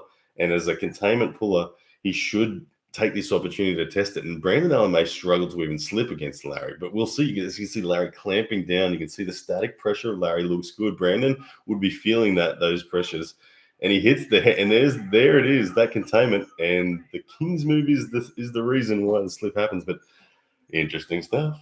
That looks like a balanced match is about to happen. Yeah. I got to say, looking good for Larry, being able to turn him in. Yeah. He just held on outside of straps, holding on. It's a scary moment holding on. It's also a scary moment feeling your opponent hold on to you. Both guys then would have been a little nervous, feeling what they felt, and then a little relieved. Or in the opposite order. Larry would have been a little relieved that he held on, and then he would have been a little nervous when he felt the King's move kick in. And Brandon would have been a little nervous, feeling, oh shit, Larry just held on to me outside the straps, but then relieved when the slip happened and goes, okay, my King's move's there. Setup is going to be critical here. You can see Brandon Allen with a nice deep grip, which is going to allow him to get that drag away. The drag and the pronation, the key to Brandon Allen's King's move. Larry Wheels, looks for height and depth. He wants to control the pronator. This is going to be a battle of Larry's wrist flexion versus the pronator of Brandon Allen. Let's see how round one goes. Very interesting match right here, ladies and gentlemen. Here we go. All right, Bill Collins getting them set. Larry Wheels, you can see the posture of Larry Wheels, chin right over the top. Okay, he really powerlifting. His breathing would be something that he's experiencing. The explosion of power from him is there. It is into the. Oh, he crushes the pronator of Brandon Allen, but there is the stop, and the wrist is back on Larry. He comes up looking for a press. Brandon Allen, he's flirting with the edge of that pad there, but no pin. What do we got? We've got again. That looked high. That looked really high. They're calling very high pins on the Kings move. Wow, I don't know. Am I seeing something? Did you see anything that I didn't see then? I didn't see a pin, but maybe guys, maybe let us know in the shows. chat. Are you guys seeing that as a pin? That just looked high out of the camera angle that I'm seeing. It just doesn't look like a pin. It looks like it's still well and truly above. But as Bill Collins there, you can say the humerus angle. Looking at the humerus angle, still legal. The humerus angle is fine at the moment. Let's see what happens. Humerus angle still good. Humerus angle still good. Yeah, that's not a pin. Oh, let it go. I know that a lot of people will be happy. All the people that hate the Kings move will be happy. They'll be like, yeah, screw you, Kings move. Call it a pin. But by the letter of the law, to me, that's not a pin yet. 1-0 Larry for the moment. I think this match is far from over. I think that we saw Larry's hand compromised early then, which means it's going to compromise again. And over 6 rounds. Look, I'm favouring Brandon. Yeah, I really am. Yeah, being the dude who Kings moves is a good thing when it's a long match. Like Michael Todd loves super matches for this exact reason. The Kings move is just built for super matches. It's not a tournament style. It is very much a super match style. So currently we have 1-0 Larry Wheels. This time Larry with the buckle on his hand will be slightly more difficult for him to get what he needs. Brandon Allen will be more comfortable this time. You can see the posture once again from Larry. It's all about center there. He's got that deep grip. You can see, interestingly, Brandon Allen is quite carved in. He's looking to get past the pronator of Larry. He wants to be able to set his Kings move. Interesting set there. If I was Larry, I'd be bullying center more. Totally bullying center. I wouldn't be allowing that Kings move to have center for free. Take the center off him. Will help you control the pronator. But here we go, round 2. Larry Wheels, Brandon Allen. Bill Collins getting them set. Thumbs are down. Look at the biceps of Larry Wheels there. Goodness me, they look ridiculous. Good height there from Larry. And the King move is set. That humerus angle is going to be interesting to watch. You can see Larry. Here's the problem. This is where it gets difficult. Larry's got to work out how on earth do you get around this. Brandon Allen be comfortable right now. He's sitting there saying, Larry, do you have a flop press? I don't think you've developed that yet. Larry, too far out to get the flop press. You can see him thinking about it. What do I do? Will he regrip? He doesn't know how to regrip. He's thinking about supinating coming forward. Here comes the climb. Brandon Allen climbing. It's gone into the hook, though, there. Larry Wheels getting it into bad move by Brandon. 2-0 Larry. Wow. Brandon just screwed that up, didn't he? Yeah. He had everything he needed. Just wait that out. He would have won. Oh, my goodness. Okay, 2-0. I still think Brandon is in this match. Yeah. Someone needs to tell Brandon, dude, what the hell was that? Why did you stand up and come into a hook? Are you crazy? Bleed that man. You had everything you needed. He should have just – he could have stayed there for another 5 minutes, and Larry was not going to pin him. Larry does – like we could see in Larry then that there's no flop press. He doesn't – and that's just because he hasn't conditioned it yet. He hasn't spent enough time in the sport to develop a flop press to that degree. And you could see Larry was not climbing. Larry was not flop pressing. He was searching and finding nothing. In fact, at this point, I'm not sure Larry has the right strengths to climb effectively against Brandon's Kings move. What we need to see from Larry is a bit more center control and patience. He can't afford to surge and compromise his wrist. Yeah. Well, that's the thing about taking on the Kings move is it requires an utter amount of patience. There's always this temptation, this urge to try to pin, and it 9 times out of 10 is a mistake. Every time you do it, you you feel the fatigue balance become worse. And you're like, why? But the more the fatigue balance becomes worse, the more urgency you tend to feel. But it's always the right move to be patient against the King's move. I think Larry Wheels got lucky there because that was a pure error from Brandon Allen in my books. Brandon Allen had everything he needed to just sit and be patient and wait, and Larry would have fatigued far more. But Brandon Allen got jumpy. He wanted to finish the match. He came up and looked for an offensive press, and Larry just said, "Oh, thank you. We're in a hook," and too much. So Brandon Allen will have felt that. Will he be patient this time? The match is still there for Brandon Allen if he can be patient. Larry Wheels. Good position for him, but it's still a long way from victory. 2 more rounds against Brandon right now is still a long way away for Larry, in my opinion. But Larry does have the good side of the buckle this time. That is going to help against in terms of the connection stability of that strap. It is always better to have the non-buckle side, no matter who you are. It's just the case. Here we go. Round 3. Larry Wheels, Brandon Allen. And there's the top roll from Brandon Allen. Larry patient this time. Larry looking to turn it in. He didn't go on the offense. He just contained and caught. But now Brandon just needs to sit and allow Larry to attack. And here comes that attack. And let's see what happens to Larry's wrist. Will it go back? Larry really looking for that hook. He doesn't want to go sideways. This is better from Larry, but also better from Brandon. They're both. Brandon getting up early, stay out there and don't get in there. But he survives this time. He comes forward. And there it is, 2-1. Brandon Allen, it almost backfired as Bill Collins giving him some advice. Did we get awarded the win?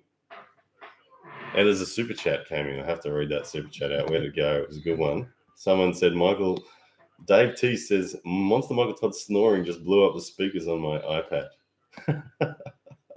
We're not hearing it, but we're enjoying the talk from you guys.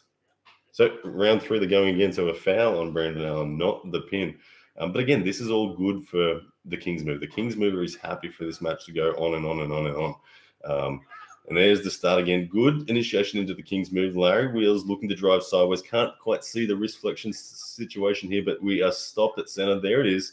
Good King's move set. Larry Wheels, you can see each time he drives sideways, the wrist is going back. He wants to keep that wrist flexion. Brandon Allen being impatient again, but proving that he has what it takes. He can stand up and press, and that one is confirmed as a victory. 2-1. Larry Wheels in trouble. Yeah, I think what we're seeing there is Brendan can get away with more. Larry is gassing. Yeah, he is. Larry needs someone like you in his corner right now to tell him exactly what to do. Because what does Larry need to do right now? Because he's not going to win doing that again. He needs to be patient. He needs to just focus on controlling center and advancing his hand further and further around Brendan Allen. What we see with the second round is that there's actually still room to force errors. If he comes into the hook prematurely, which he looks like he's actually trying to do, then he's in a world of pain. So Larry just really needs to take advantage of that and bait him inside. Yes, I agree with that. The word bait. Right now, given that Larry doesn't really have a significant top roll, he needs to bait Brandon in to coming in too early. Larry needs to make Brandon believe that Larry's really, really tired, and he needs to let his arm feel like a noodle.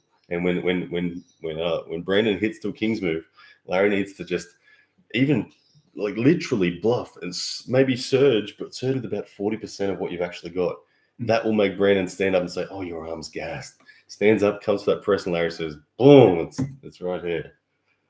I don't know. That's a tactic right now. There has to be. You can see that. Look at Larry. He's looking concerned. Brandon's up there just waiting, saying, "Let's go.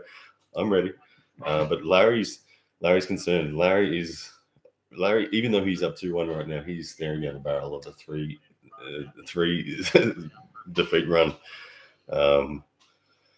He's got Sabine Badalescu. Look at that. Sabine Badalescu. Yes, and I believe Sabin was actually in Gennadi's corner, which probably explains. Well, Sabine Badalescu, one of the greatest open arm top rollers in the sport. He's debatably in the top 10 in the world himself.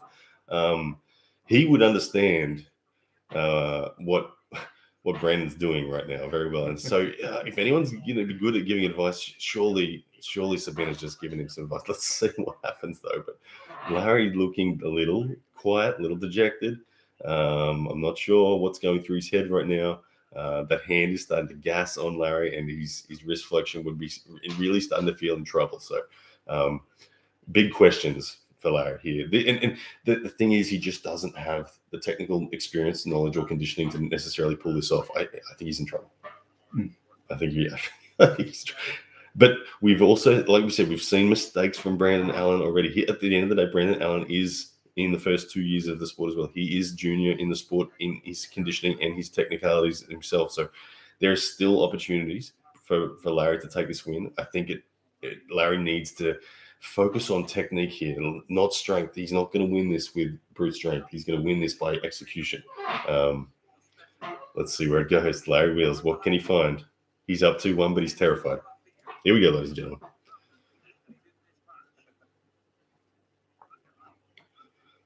All right, Brandon Allen. He can sense it. He wants the victories. Blood is in the water. Larry's hand is starting to really fatigue. And here comes the start. And Brandon Allen straight out of the gate with a flop press. 2-all. Oh, my goodness. Oh, my goodness. What is going on? Is Larry that fatigued now that he's getting flop pressed straight off the go? That's surprising to me. Loving the punditry from Zebedee. Thank you, brother, for $5 super chat. Zebedee Kawhi. It's a good word, punditry. 2-all, ladies and gentlemen. We have got a match right here. Even though it is 2-all, it is Brandon Allen coming home with a wet sail, so to speak. He's demonstrated that he's got a few options. He's come out of the gate straight with a flop press, which is a bold move from Brandon. I don't know. If I'm Larry, I'm gonna now I'm gonna attempt that. I want him to do that again. Now you know the flop press is there. Say, look, make him do that again. And this time, just beyond Pushka, let him feel like he's got access to that flop press and just crunch sideways and wrist flexion with back pressure. Like not a top roll, just back pressure and crunch sideways. That will crush it. That'll crush a flop press off the go. This it's really interesting watching all these technical windows that are there that aren't being taken because of the inexperience in these guys. Like I don't know. I'm very surprised to have seen that last round go with a flop press. Brandon Allen, look at him. He's getting cheeky. He's sticking the tongue out. He's already celebrating Sabine Badalescu there. You can see he's gripping. Oh, look at the look on Larry. He's distant. He's very distant. He is tired. What's Sabine telling him? I don't know. If you're in Larry's corner right now, what do you say? Ooh. As the super chat comes in saying Larry needs left-hand matches, he would do better. Thank you, Glory YouTube. So yeah, what are you telling Larry right now? I really want to see, if you can see if Brendan can get Brendan to initiate again with that flop wrist press. It'd be quite interesting to see if he has enough left to use that counter talking about. I don't know how fatigued that Larry is. See, Larry's taking a low grip once again, so he's not looking to top roll. He's looking to. And you can see the adjustments there from Brandon. Brandon just nicely kicking that bottom part of the wrist back, which is going to fill the space, make it harder for Larry to get that wrist flexion. But you can see by the positioning of Larry that he is committed to a wrist flexion v pronation battle once again, which he's lost every time. Even though he's got 2 rounds, he's lost this battle when the match stops. So he needs to, first of all, he needs to get rid of the flop press. He needs to be aggressive, just bang off the go, just a little bit aggressive. And then he needs to bait Brandon Allen into coming forward from that King's move prematurely and then finishing with hook. Here we go, ladies and gentlemen. Can Larry Wheels find it? I want Larry to get on the board. Come on, Larry. Sometimes you just wish you could plant your brain in someone. There it is. Oh, we've got Larry in a somewhat of a top roll, even though the wrist is a little bit back. It's almost a King's move on King's move here. Larry's thinking about coming forward to press. He's in a position where he's not far away from it, but there, Brandon Allen stands up first, commits a shoulder, 3-2. There it is, Larry. Oh, Larry. Oh, no. Oh, no. Everyone, king of the table 3. Who's Larry face? Sorry, I'm getting ahead of myself, but So the footage of Larry pulling Chance Shaw, is that bogus or what? Because I know how hard it is to hook Chance Shaw. It's if you're hooking Chance Shaw, this isn't happening. Oh no! I think Chance must have been. I don't know. I'm just not seeing it from Larry right now. Disappointing. That looks like he's gassed. Like it's like he's really hit the wall on his wrist flexion. The power is gone. It was too easy for Brandon to transition. Brandon wasn't even in position to transition, and yet he just stood up and went a slow transition. He couldn't punch out of a slow transition. He couldn't wrist flexion out of it. Larry's gassed. Larry's defeated. You can see him mentally. I don't even know if he's listening to Sabin. He's just in his own zone there. He's just in a dark place. The clouds are in his mind, and he's already thinking about what he's going to say to YouTube and about this loss. But stranger things have happened. I mean, like I said, there are still pathways to victory that he could take. Brandon is still vulnerable to many different positions, and Larry can find a way.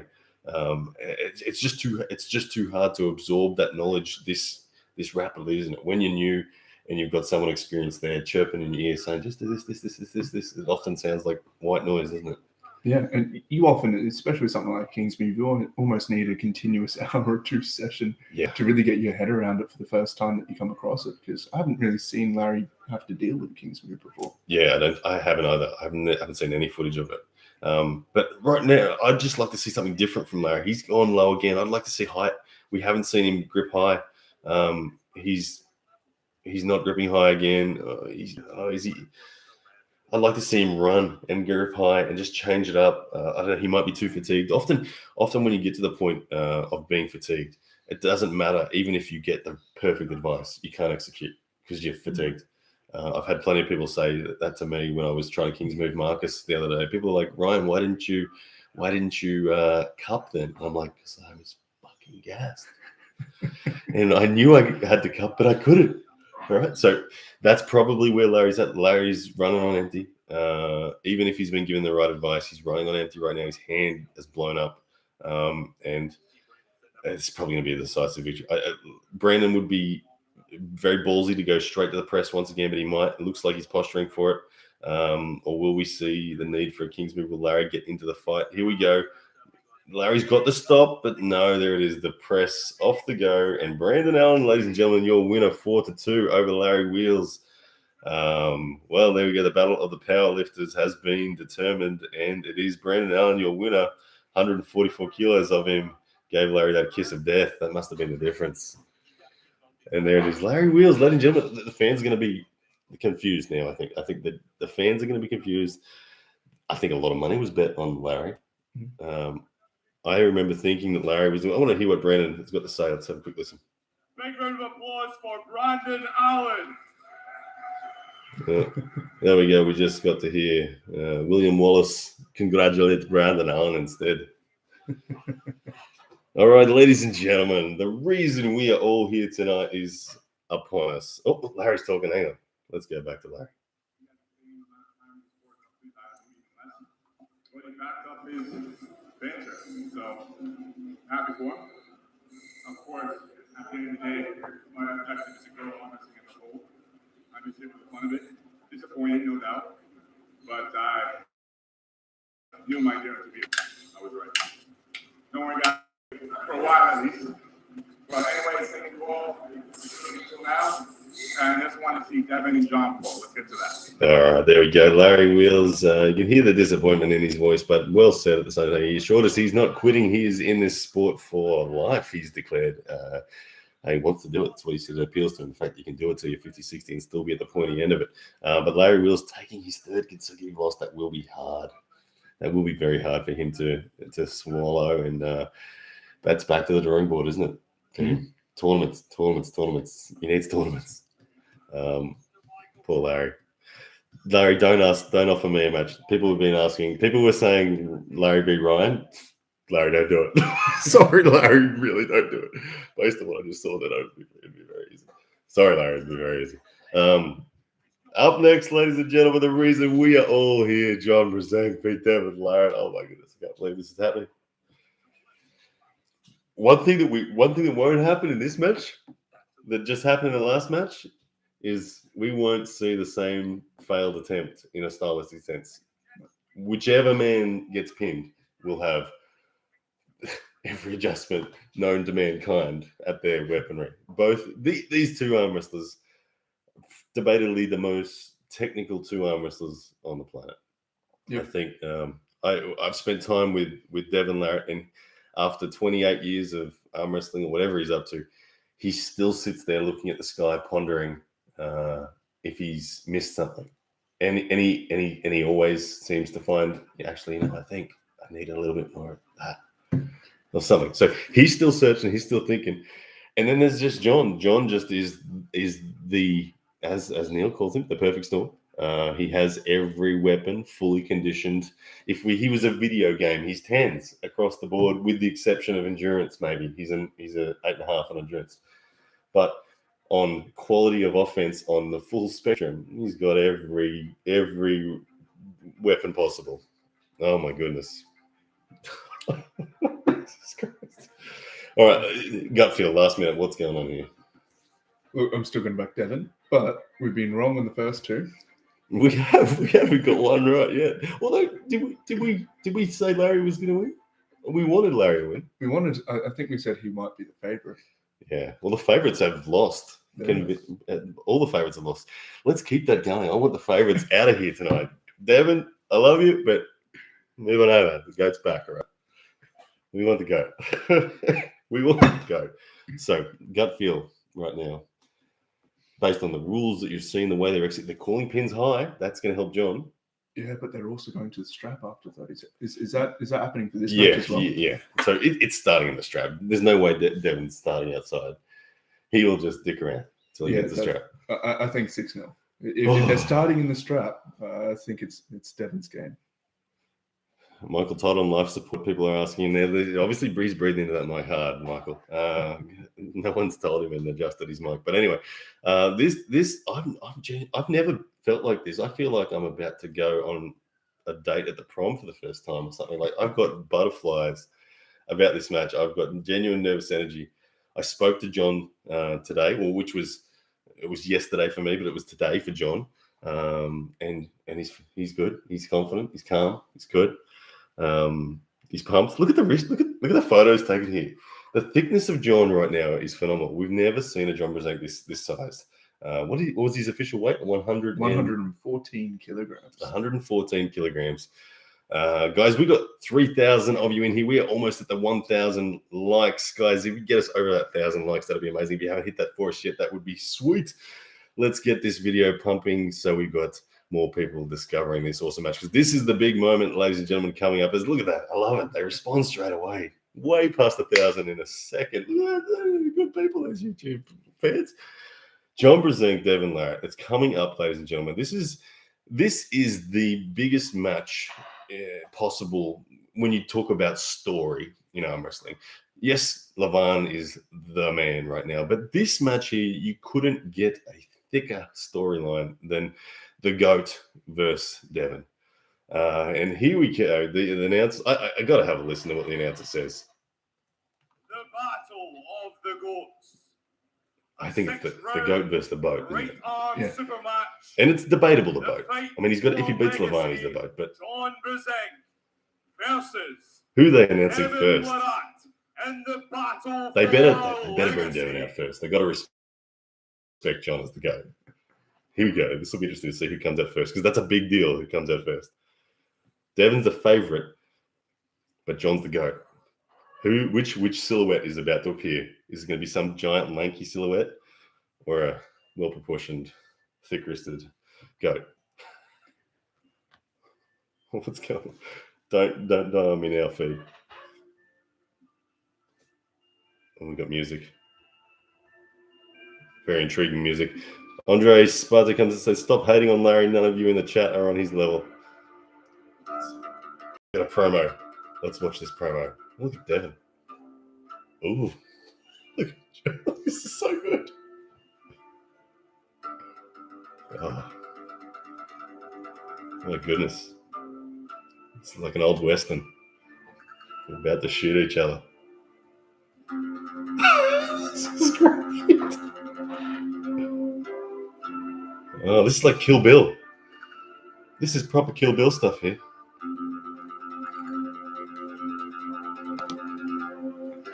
Oh my goodness. Abe, just show your forearm and tell Todd to stop mouth breathing. All right. Stop mouth breathing, Todd. There you go. Didn't listen for a minute.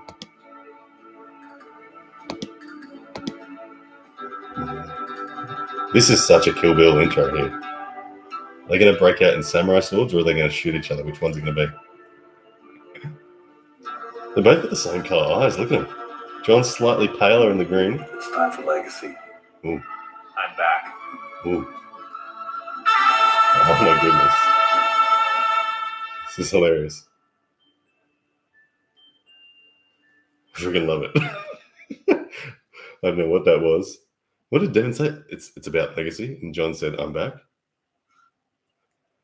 Oh, yeah. Here we go. John is back, ladies and gentlemen. Come on, John. Let's keep this run going of the undefeated underdogs. Who's coming out first? A man class as the greatest of all time in the sport.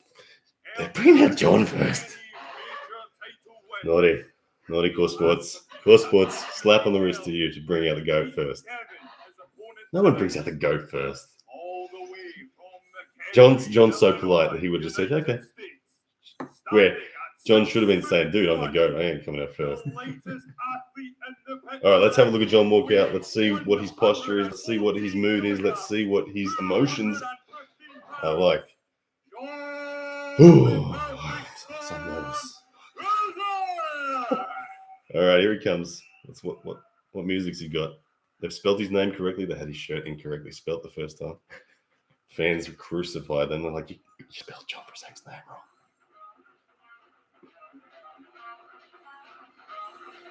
Oh, he's...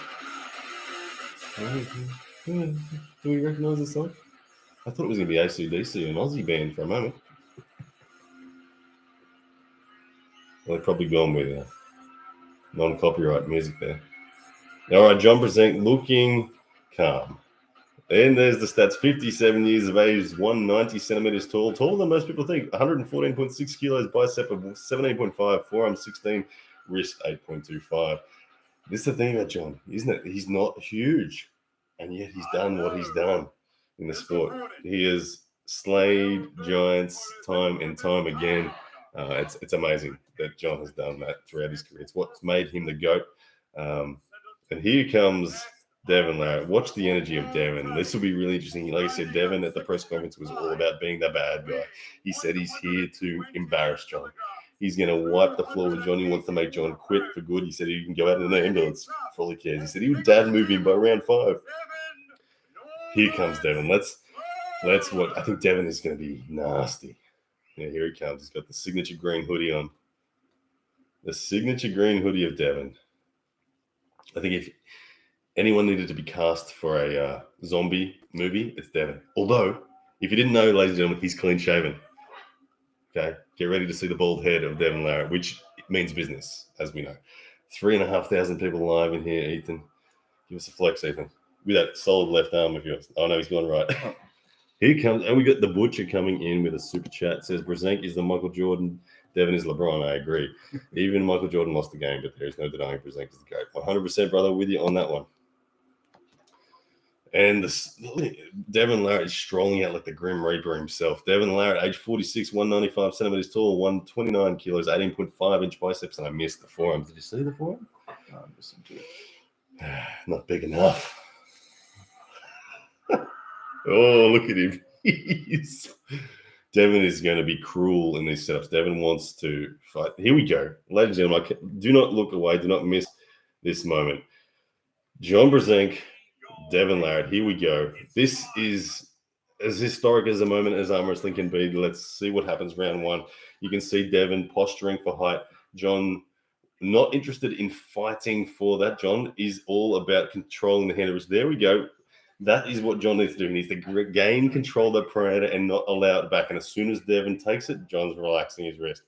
John's just looking for where is that tipping point, where's the position, where's the skin contact on hand and wrist that he needs in order to secure the pronation and then take the wrist of Devin. Devin pushing for center there. You can see him pushing for center, pushing for webbing height, and John needing that to come down, come back to center, control it. You can see Devin talking straight up. Look, Devin's nervous.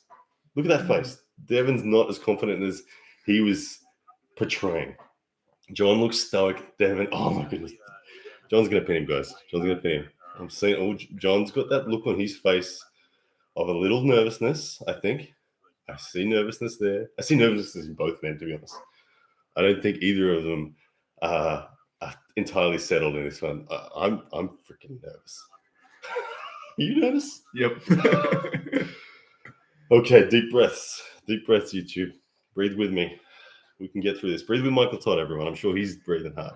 Look at that. Okay, so Devin, straight away, I got to hear what Devin's saying as he's already arguing with the ref. He's already in the eyes. This is a big part of what makes Devin Devin is he looks to win the ref. He looks to win the scenario, control the whole setting. Think of people like Travis Payton, the same sort of thing. Devin Larratt absolutely does it. John wants to keep this simple. He wants to keep this clean. He wants to keep the webbing centered. He wants to keep everything just lined up. And he says, just pull the trigger and watch me go. Devin wants to stop. John Brzenko, the greatest arm wrestler of all time, has a 4-1 win record. Oh, you can see that height there from Devin. Looks good. I like what Devin's got there. But John, the high pronation, the high wrist flexion through the top two fingers is a specialty of John's. Will he be able to secure that against Devin?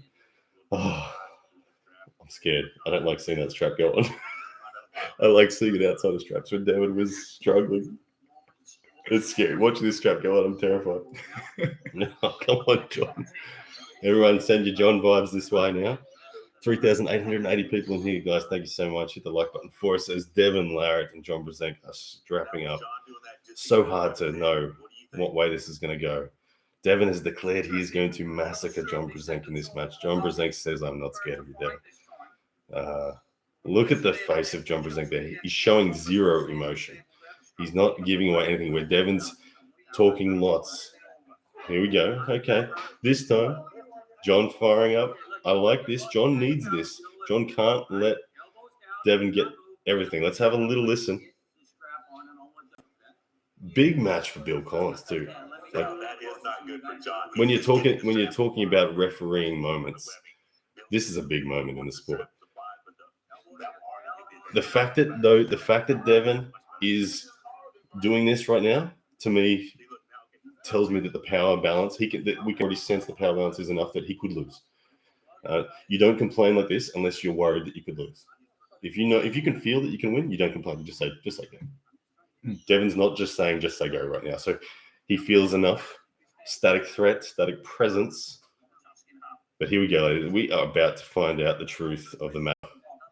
Round one, Devin's got great height.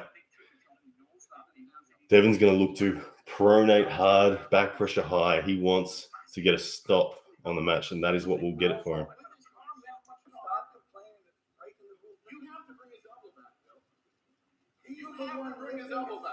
John Brzenko demanding you have to bring his elbow back. Devin rising high in the present, and that is something very much that Devin was doing, and John is onto it. John is not allowing the same thing to happen as what did in 08, where Devin gained that height. He's demanding Bill. And you see John lifting his elbow. Every time Devin rises, John's lifting his elbow. That's intelligent arm wrestling. He's warning there on Devin for not coming down. This is interesting. John playing the same game that Devin does. Because again, the thing is, guys, no one can make you load. You never have to load. And as Devin does this, Devin wants John to hold on and allow that load to go into John's hand. John's just lifting his elbow and saying, no, bring him down. Good tactics from John to equalize this situation. Devin uncomfortable, John searching for what he needs. Here we go. Will we get a start? You can see the posture of Devin changing and that load comes up. That's the load that he wants to. John again reminding the ref about it. One foul on Devin Larratt. Oh, I'm so nervous.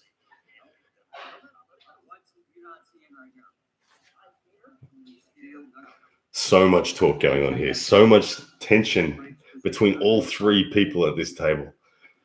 I think we're about to get a start. Here we go. Devin Larratt, John Brzenk, hands are being closed.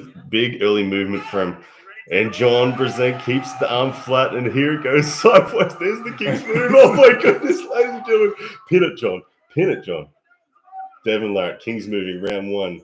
They would have called that a foul they would have called that a win in the last match. But look at it, Devin Larratt now climbing. Will John concede this, or will he go to the flop press? Here comes that supinated position from John. He's looking. He's still considering options. He's still considering, and he's pinned himself. There we go. So one win to Devin Larratt, but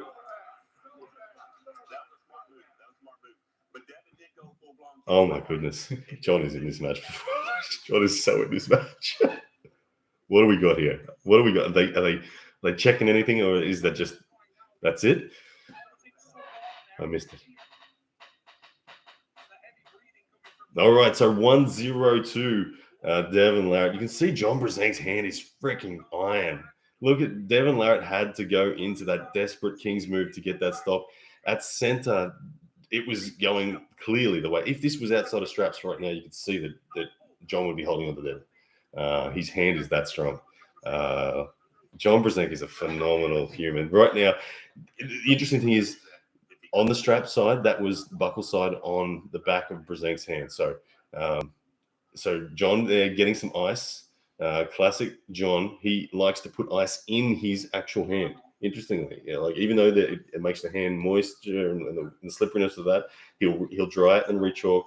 But you can see him drying it there. But he likes to put ice in the hand, which is different. A lot of people just ice their forearms. John puts it in his direct hand. So John taking full advantage of the 90 seconds. He asked about that in the press conference, confirmed exactly how much rest time he has. He's going to take every second of the rest time. He's John Brzenk. 1-0 to Devin Larratt right now. Incredibly close first round. That was very close to a pin off that very first surge. This round, buckle side on Devin's hand. John communicating well. He's communicating aggressively. He's being assertive. He's being strong. He's not allowing the conditions of the strap setup to just simply go the way of Devin Larratt. John is understanding the tools that are at play here. You can see that kickback wrist. The kickback wrist is a great strategy as well when you're a shorter man. Devin looking for some opportunities to hit. Again, John won't mind this. John will just let it play out. He's happy to get more rest. He's like, if you want to dick around, I'll just walk around and just come back.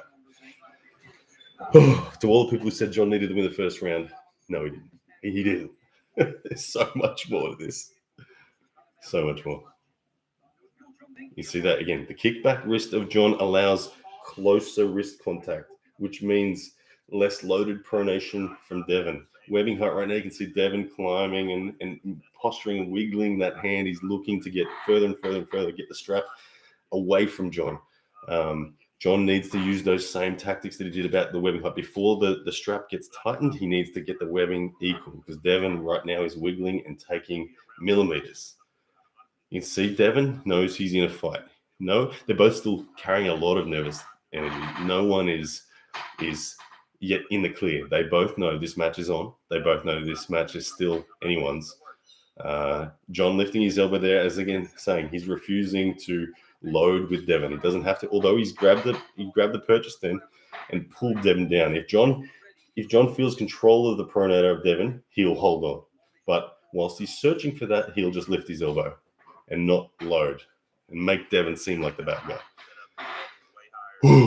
Here we go, Devin. Bring that shoulder forward. Devin just wants to stop. John just wants that webbing height brought down. Here we go, ladies and gentlemen. We're not far away from the start. John Brzenk, the greatest of arm wrestler of all time, up against Devin Larratt. The shoulder coming forward now. Devin, he wants that stop. Bill Collins closing the hands. Early start from Devin there. And the celebrations. He's got the hand and wrist flattened of John. John needs to be careful here not to get. John will concede here. John will concede. I don't think John's going to search for too much more from here. Devin chatting away, talking. Nothing really that John's going to be able to do here. John's got to be careful not to waste too much critical energy.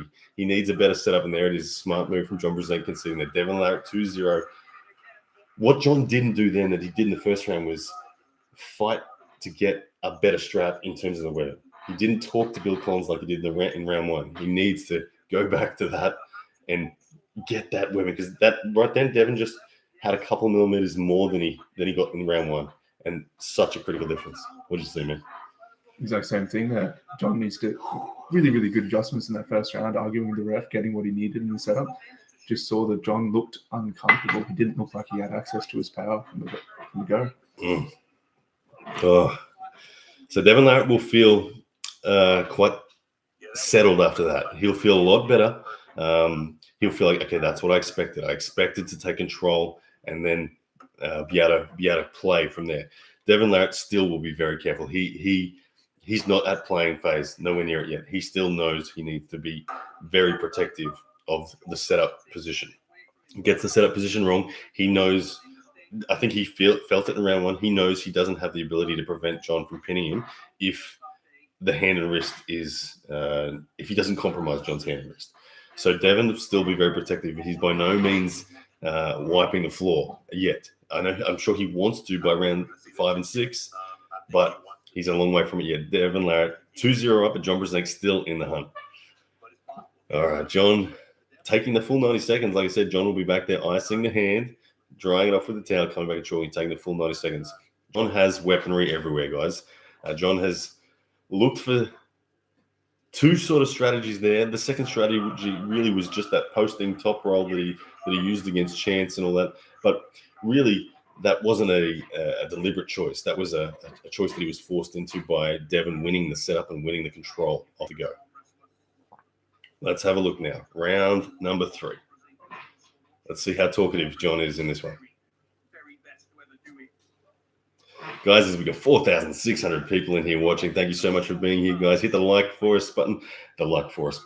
Hit the button with the thumbs up. You know, the one that'll get us even more of you in here. YouTube is a very funny beast, and its algorithm helps us a lot when you hit the like button. So hit the like button for us, and we might get some new people in here that have never seen the sport before. But guys, 2-0 Devon Larratt right now. He's got to start to be he's got to be starting to feel good. He's got to be starting to feel like, okay, I'm getting control. This is what I said I was going to do. John Brzezinski, now you can see as he is setting higher and more pronated. He's not as straight wristed as he was in rounds 1 and 2. A little bit more built-in pronation up the top. I guess he's trying to look for that webbing height. He's trying to run into a more defensive position. But again, you can see the natural leverage of Devon is just higher. He's just able to be higher without hesitation.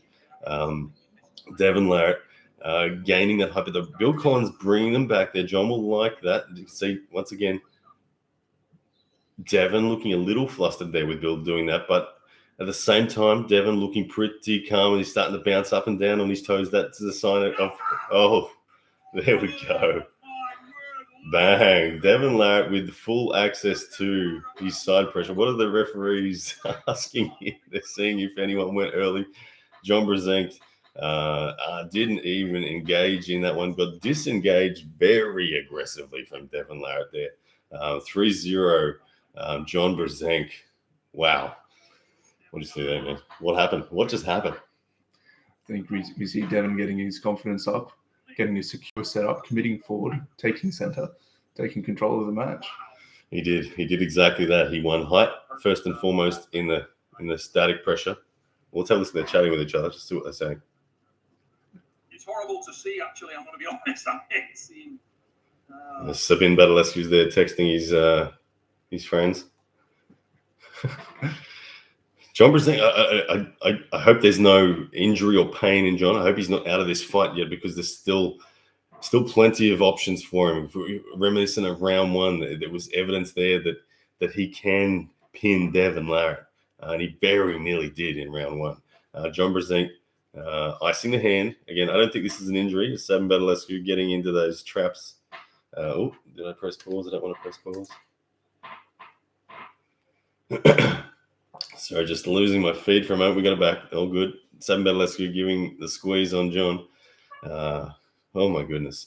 John just needs to return to that aggressiveness with the ref. He needs to win that. That everything is riding on that right now. I don't think he can win it unless he gets control of that setup and the strap. He needs to come out of his shell and be a bit of an asshole in demanding what he needs. All right, John Brzezinski back to the table now. chalking up round 4. Devin Larratt looking to claim this decisive victory. Here we go. John Brzenk, greatest of arm wrestler of all time. What does he have left? Is there something? He gives the nod of approval to Bill Collins. They're good to go. You can see that classic hips away stance from John. He does that a lot during his strap setup. The hips away enhances John's pronation. It's always been a really interesting and unique tactic. Not a lot of people do a hips away stance during straps. But right now, John needs to be getting the webbing lower of Devin. It's already higher on Devin. You can see that height. That can't be the case. John needs to get aggressive. At least before that strap gets tightened, he needs to get that arm brought down. Really critical, really critical. You can see Devin taking center as John looks for height and looks for depth. Devin taking center. Thank you for the super chat. We've got a super chat from Gorilla Strength Equipment. It says, good commentary, guys. Much appreciated. Thank you very much for the support, man.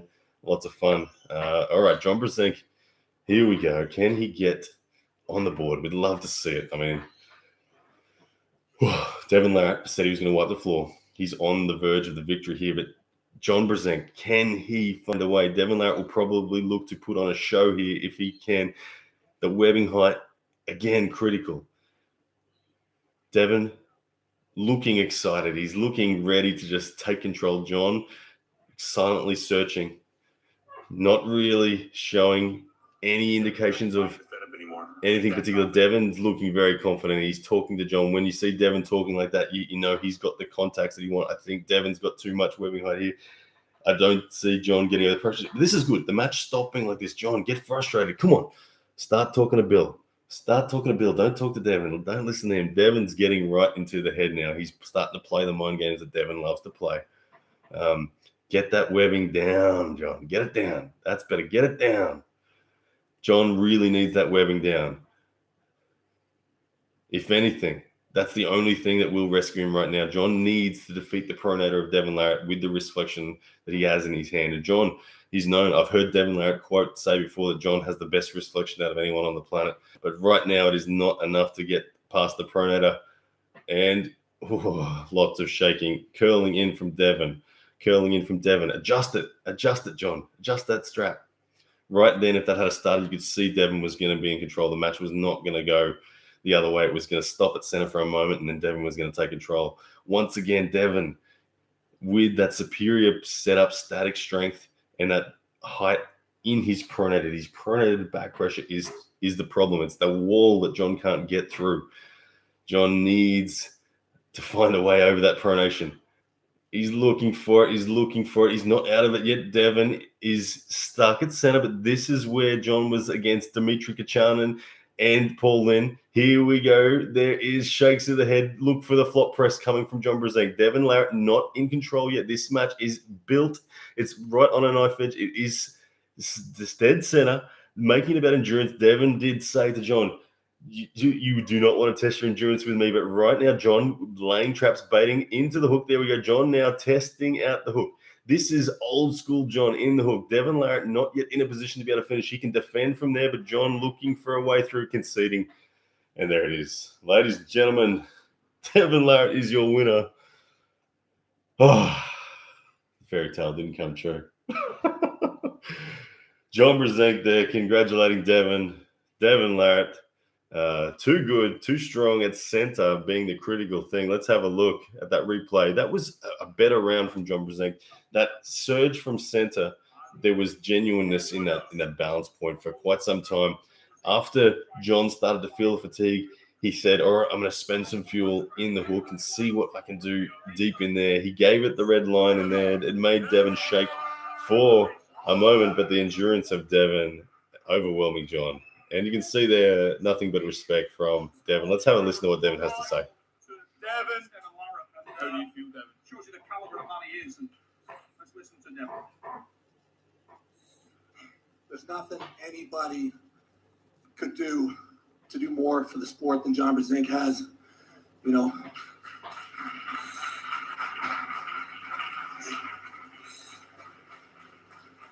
in other sports, there's Jordan, there's Tyson. John Brzenk has 40 years at the top of the sport.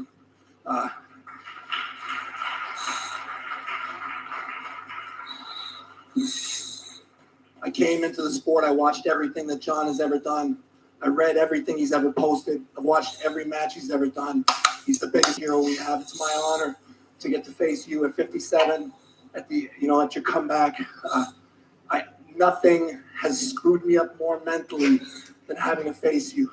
Thank you so much, John. Love it. Great sport. There we go. Devin Larratt there saying nothing has screwed me more mentally than having to face John. That right there shows you. And that it was difficult. Here we go, John. I felt short today.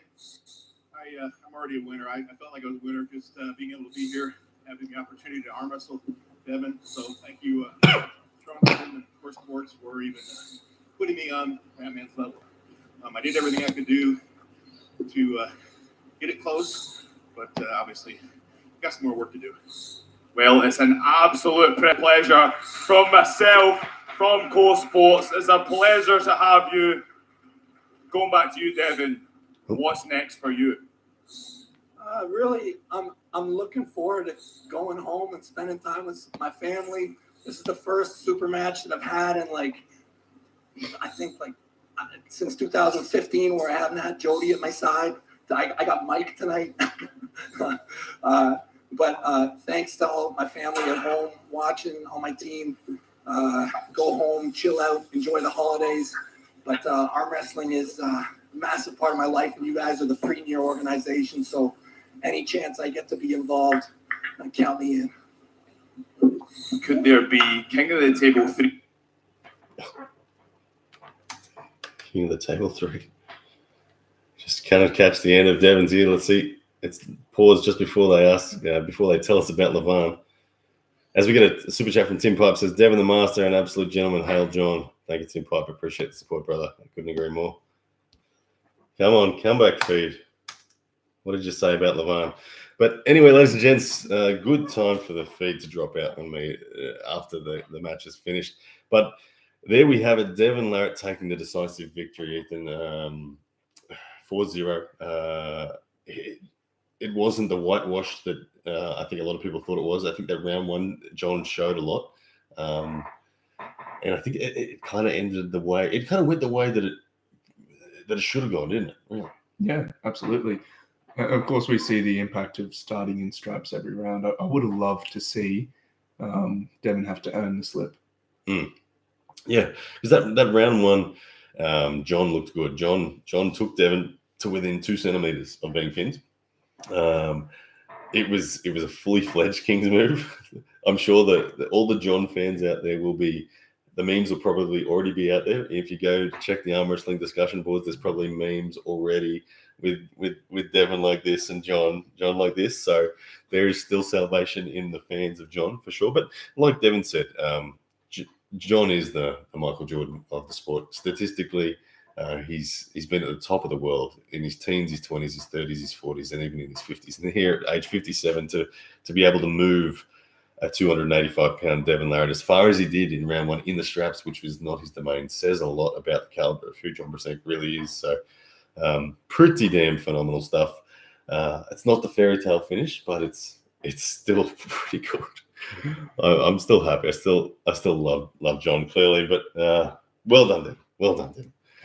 What else? Larry got smashed. He didn't get smashed, but he kind of did, didn't he? In the end, Larry really just looked lost. Yeah, he was just technically lost. You could see that first setup. You could see him clamping hard. Don't want to clamp. Want to keep a wall. Let them roll inside your hand. And you can see it. Just he spent his energy too early. Yeah. We got a super chat in from Jep Hurst. He says none of this is surprising. Devin is his absolute best, and John has been out a long time. He needs 18 months to prepare for this, not a few months. Yeah, it'll be really interesting to see what John does from here, isn't it? Because, I mean, John's enjoying the sport again. First and foremost, that is what was missing from John from sort of 2015 onwards. It was he's just tired. He was done. But there's a spark back in John, and John calling out Devin, it was kind of it wasn't really a call out. It was kind of a conversation on a live video, and it just ended up here. So the fact that in this period of time, John has been able to get himself as ready as he is and perform at this level shows you a lot. And I think that if John continues in his return to the sport, which I believe he will, I think we'll probably see it more at the 225 pound. Like, I think he'll return to there. I believe he has a match with Zaloyev scheduled in early February of next year at 225 pounds. So that's pretty much for the number one rank in the world at 225 pounds. John against Zaloyev. And that should be very, very exciting. You can see John's statement there was that he's got more work to do. So you can see he's enthusiastic. He's continuing on. So it should be fun to see where this comeback gets him. And what does it mean for Devin Larratt from here? Does he now have the green light to go for Levine? Yeah, I think so. I think he already had it, and it's just confirmed it. Yeah, there was nothing to gain here for Devin in terms of rankings on the board. It was only risk to lose in that sense. Devin would never have passed up this opportunity for the legacy factor of this match, and it was such a special moment for the sport. So he took it without hesitation. But I do agree that he already had earned his right to face Levine, and I think for the Devin story, I'm glad he did win today, because it would be awkward if John won today. You'd kind of have to cancel the Levine match because John wouldn't have been wanting to go on to pull Levine, I don't believe. So Devin Larratt now, he has to go, above 300 pounds or something like that, doesn't he? 285 pound Devin today. That Devin doesn't beat Levine. No. The Devin we just saw then does not beat Levine. I think the Devin we saw versus Michael Todd might have a chance. Yeah, he looked stronger then. He did. He did look stronger. He looked fundamentally stronger in the joints. But I think Devin needs to take it to a level that even he didn't think was possible. Like, I don't know, 320. Well, there is a weight somewhere where Devin wins, like where Devin's the favorite. What is that weight in your mind? If you had to say a 300 and how many pound Devin is the favorite to win on the button? The favorite to win this, it's got to be above 350. Like a 350 pound Devin, like a 400 pound Devin's winning. Yeah, because that's the same weight as Levine. Yeah, if he's the same weight as Levine, Devin wins. But he's not going to get that big. But how big can he get is the question. I think we're going to see a 320, 330 pound Levine. I mean, Devin, if he's got 6 months to prepare, and what that does, it's Levine's still the heavy favorite, but it's the right question. I know Levine wants the match, it'd be good to see. The other matches on the card, Hermes Gasparoni, he did well. I'll take my hat off to him. He looked fundamentally incredibly strong. Did incredibly well. Dominated Levine. Didn't quite dominate Levine. Dominated his deputy, Gennady Kvikvinia. What next for Hermes?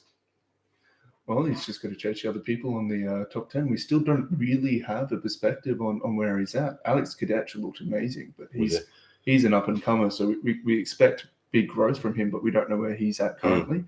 We don't know where Gennady is at. We don't know if we're talking about an informed Gennady. So we need someone well-known to go up against Hermes. Yeah. Whether or not he takes on someone... Well, Hermes is still in the top 8 season. Now, given that he took a loss to Alex, he will face another loser. So who are the losers he may? Dave Chaffee. Dave Chaffee lost to Levine. Yep. I think Dave would crush Hermes. Sorry, Hermes. And the other alternative it might end up being Tim Bresnan or Prudnick.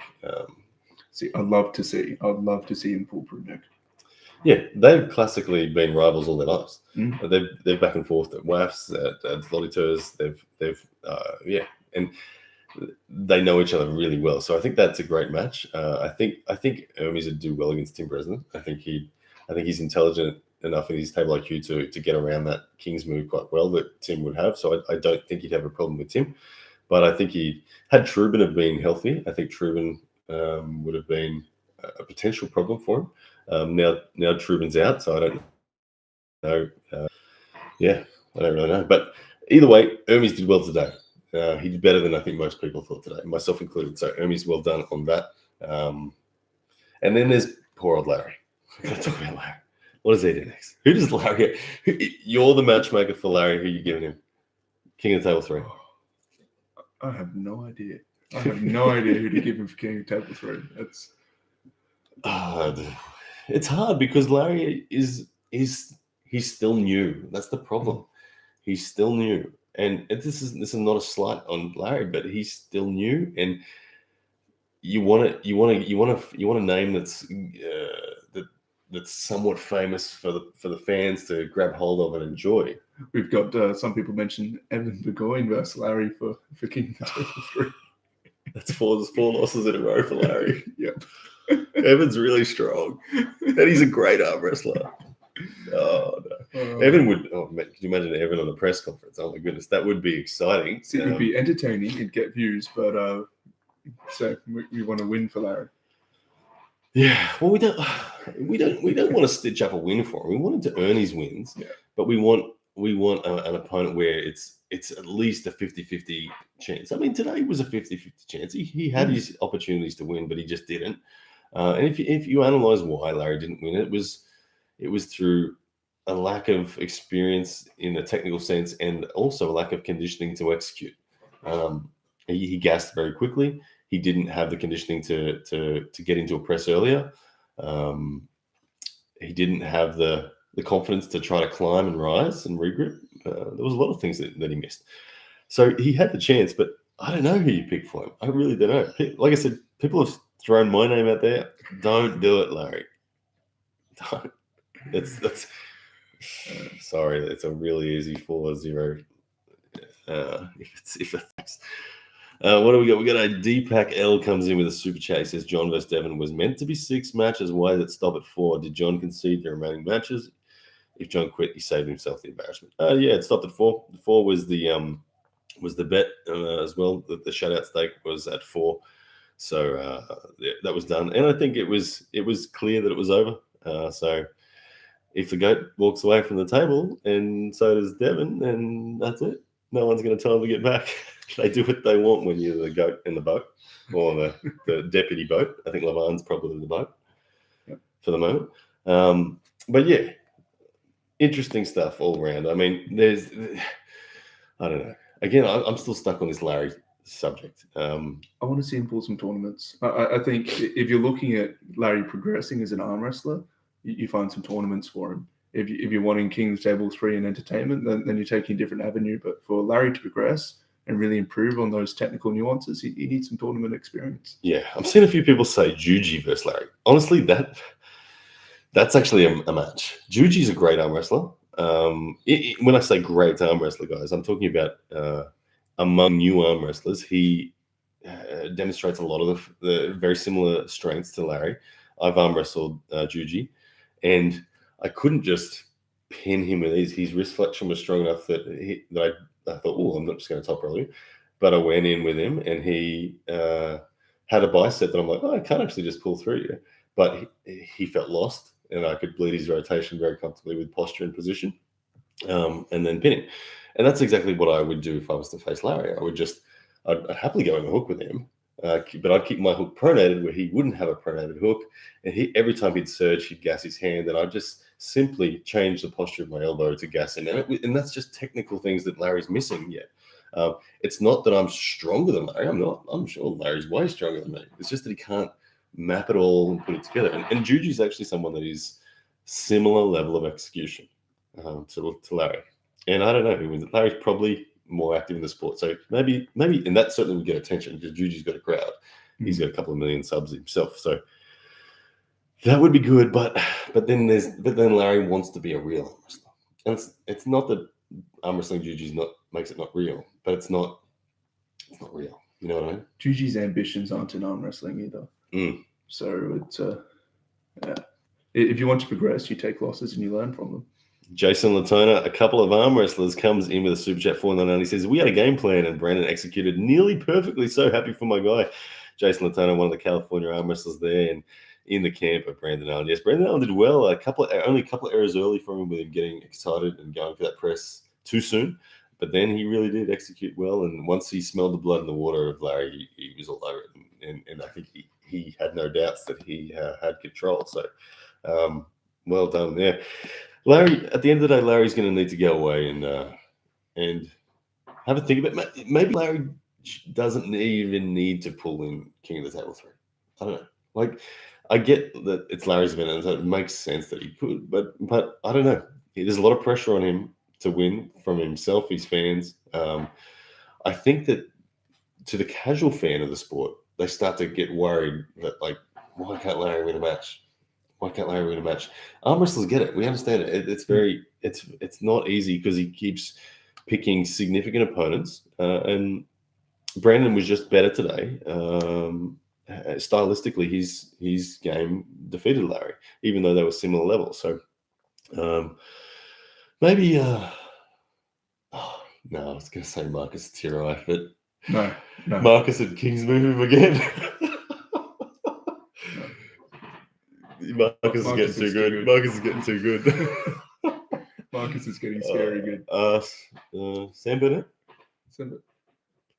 Oh, among Australian arm wrestlers, who would Larry have a real match with? Like, would he be able to beat Sam? I think Larry's hand is strong enough that Larry wouldn't get top rolled. Sam and Larry have pretty much the same dragging, rotating. So Sam would go right into his power, and I think Larry would be too much. Sam would drop into a King's hook too, which could confuse Larry again. Oh, Larry! Who do we give Larry? Lachlan Carpenter has a style that suits Larry well. I think no.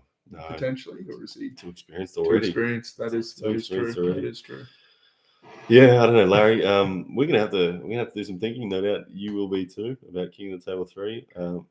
The thing was the video with Chance Shaw. What he did to Chance Shaw in that video, it looked real. It didn't look fake, and that was the confusion for me. That was why I think everybody was all in on the Larry Wheels train because Chance is a hard dude to hook, and Larry just looked like that. Makes me think it was dodgy. Makes me think that it was some propaganda. I don't know. Super chat coming in here from Dynamic 21 says, absolute waste of a match. This should have been Devon and Levan. I don't think Devon dodges Europeans more like dodging their strict table rules. Dynamic 21, I can actually shed some light for you on that exactly. Devon and Levan were scheduled to face in this King of the Table. They were absolutely picked together, that agreed on it, and then Levan couldn't do it. Levan couldn't do it because he had a movie to film. He was coming to Australia, if you may recall, and so unable to do the December because he would have been in Australia at this time. And then COVID killed his trip to Australia because Australia's regulations went crazy and became North Korean, and he couldn't be here. So then he said to Devon, we're back on for December if you want it. And Devon at this time said, I'm already committed to boxing Thor, and I'm getting light for that. So I can't be ready enough by December, given that I'm going to be doing this boxing thing with Thor. So the boxing thing with Thor happened in its place. And guess what? They've said April. Okay, so King of the Table 3, it will be Devon and Levan. So just be patient, Dynamic 21. Thank you for the super chat, but be patient. That's the story as I know it, and I'm pretty sure it's accurate. East vs West, Devon v Levan. It will happen. It will be a very big moment for the sport. Levan will be the overwhelming favorite. Devon is. I like when I first thought about that match. I straight away thought of Doctor Strange in the Marvel universe going through the 16 million, 14 million, 608, whatever it is, different outcomes of the universe to find the one in which he gets a victory. And Devon's kind of that guy. Devon will go off into the wilderness and meditate and look for that one pathway. And if anyone can do it right now, honestly, I get Vitali is there physically. He's quite close to Levan, and rightly, I think that Vitali is ranked number 2 in the world. But when you're number 1 in the world, you want to face everyone that's a threat. And Levan, I know Levan wants Devon more than he wants Vitali. So Devon won't dodge Levan. Devon won't dodge Europeans. And when people say Devon's dodging Europeans, no, he's not, because he's facing Levan. Devon doesn't need to pull Hermes. Let's just set that record straight. Hermes is little chihuahua barking at Devon really loudly. Devon doesn't need to pull him. If Devon loses to Levan, yeah, I'm sure Devin will be fine with polyamories. But we all take a step. When you're taking steps forward, you keep taking steps forward. And Devin has taken enough steps forward that he has qualified for a match with Levine. He is not in a place to step back and let someone else challenge right now. Devin has earned the right to be purely focused on Levine.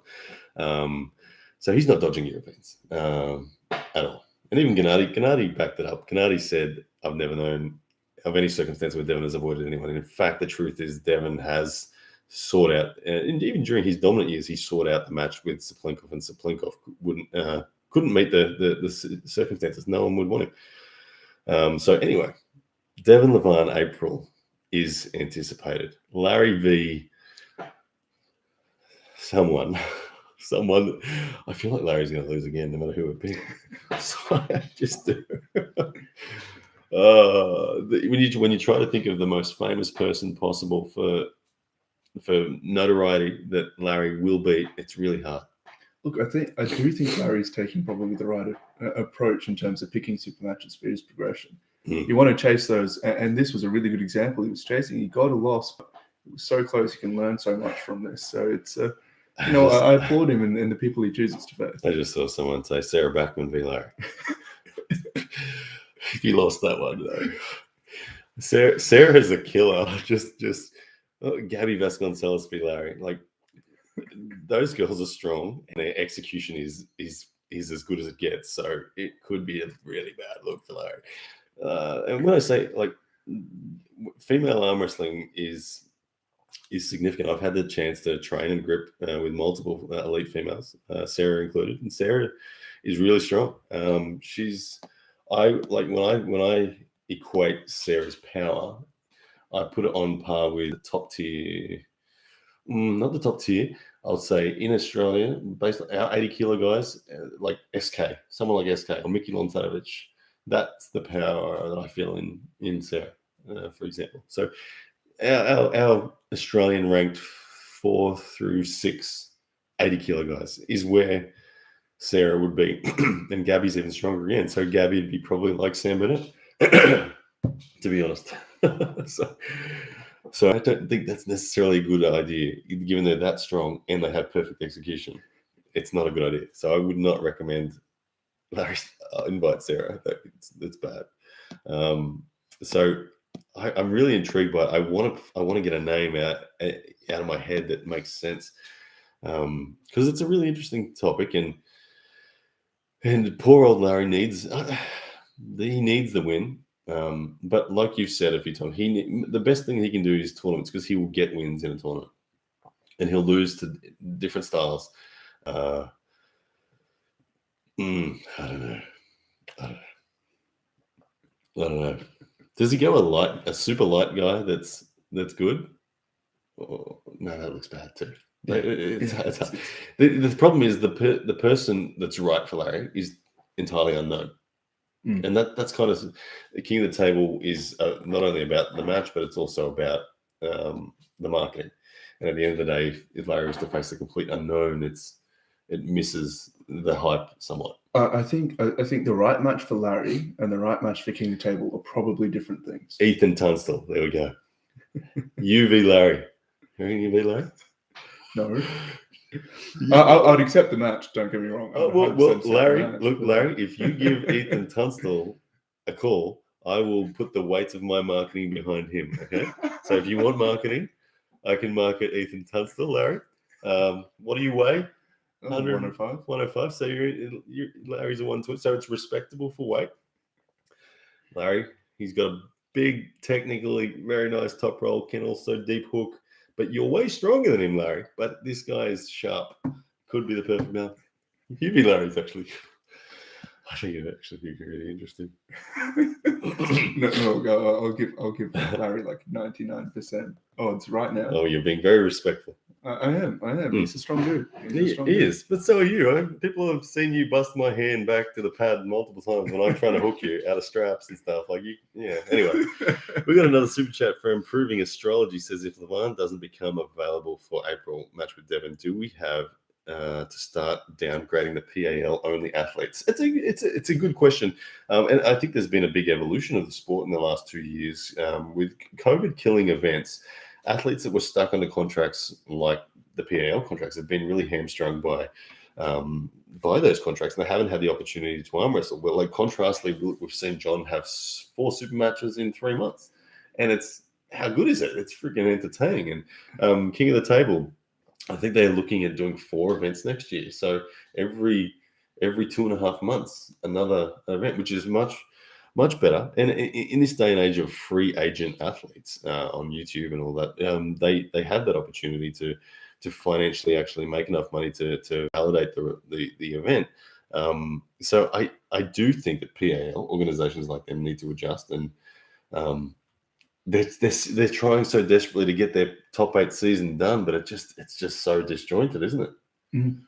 I think that I wouldn't surprise me if they just binned the season and just stopped trying to complete it and just said, all right, look 2021 season, let's forget about it, and we're doing a different thing now.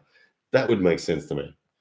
I think promoters like Igor Mazarenko could negotiate with individual athletes, with other promoters that have got good relationships, and like a combined PAL King of the Table event or something like that.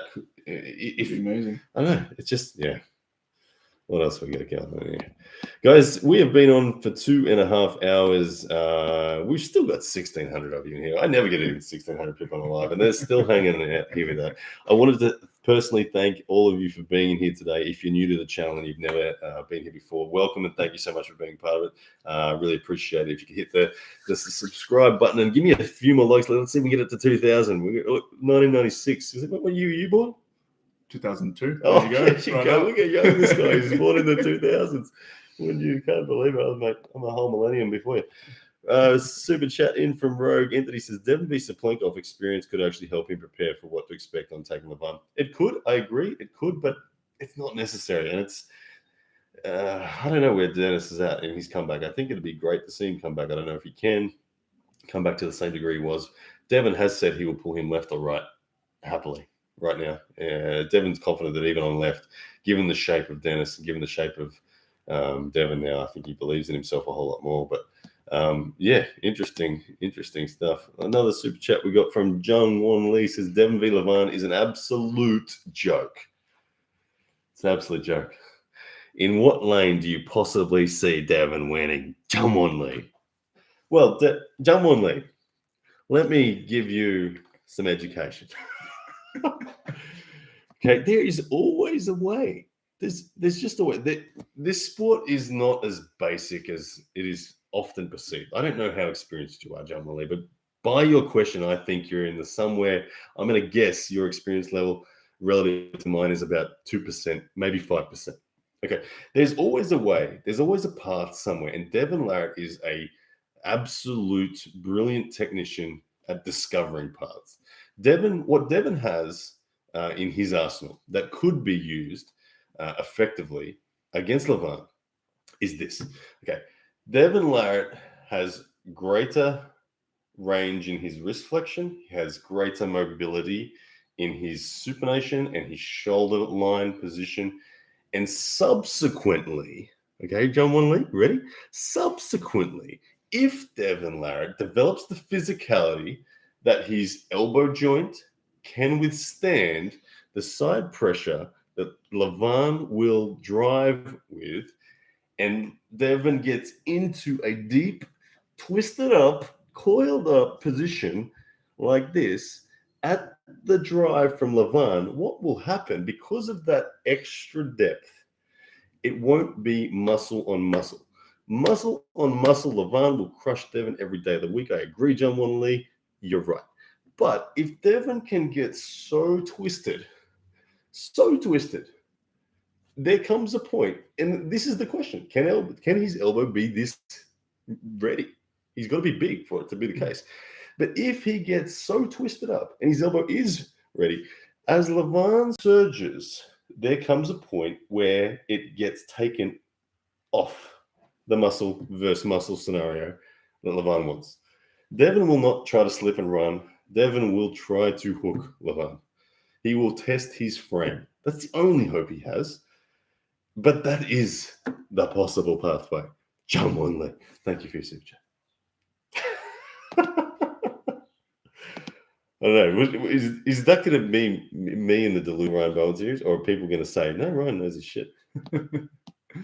Probably both. Probably both, depending on who's watching. Yeah, the people that are experienced arm wrestlers will say, yeah, that is true. And John Wanley, I'm not saying it will happen. This is one thing.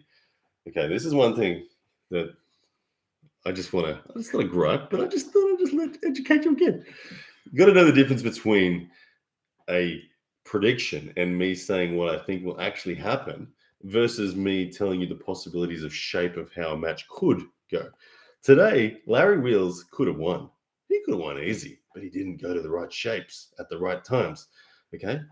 Devin Larratt has a shape where he could win, and he just needs to develop physicality to find it, and then he needs to have the bravery, because that's a lot of bravery in it to go in there on the hunt.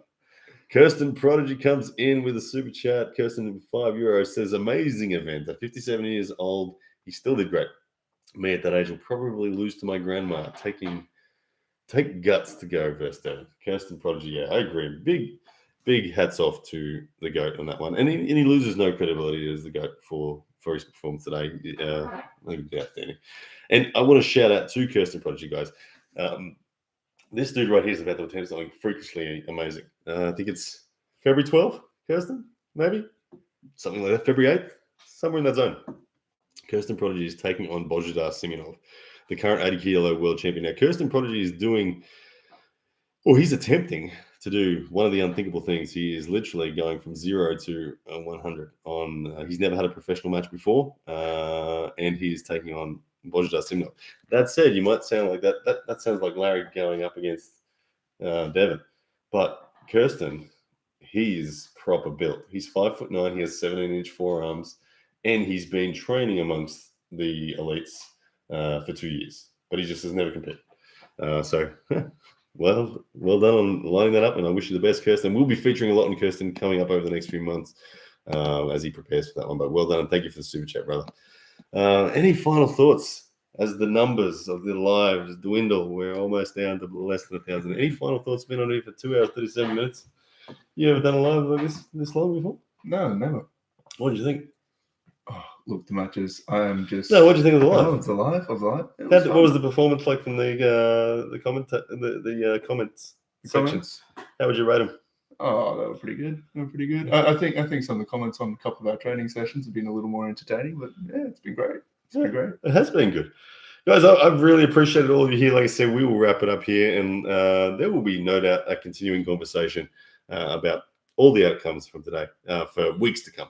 Interviews from Devin, from John, from all those sorts of things. It was a pretty good performance all around, and no doubt we all enjoyed it. I certainly did. You certainly did. And no doubt you guys did too. So thank you for being here. Thank you for hitting subscribe if you did today. Thank you if you already were subscribed. All those thumbs up. Let's see if we can squeeze out a few more. You reckon I can get that to 2,300? Guys, we're at 2,059. If you give me 2,300 right now, dance for you. You got 30 seconds to get in there. He will dance. I'm counting down. Get it to 2,300. And Ethan will start dancing. Yes, he will. I will make him dance. Don't worry. I'll do it. I'll make it. Look at it. 2,074. It's going up. We've got 1,200 people here. Hopefully 300 or 250 of them haven't hit like yet. 2,077. Ethan, it's getting close. You're going to do it. You come on. It's starting to struggle. Come on, guys. 2,300 and Ethan will bust him. If you had to dance, what type of dance would you hit? I can't dance at all. You can dance, Ethan. We're going to find out in a second. 2,085. Oh, my goodness. You didn't get it there, so I'll do it for you instead. Oh, no. There we go. All right, ladies and gents. I haven't slept all night. You can probably tell. Anyway, guys, thank you so much for being here on the Ryan Bowen YouTube channel. Like I said, I've said thank you a bunch of times. All right, guys. See ya. And...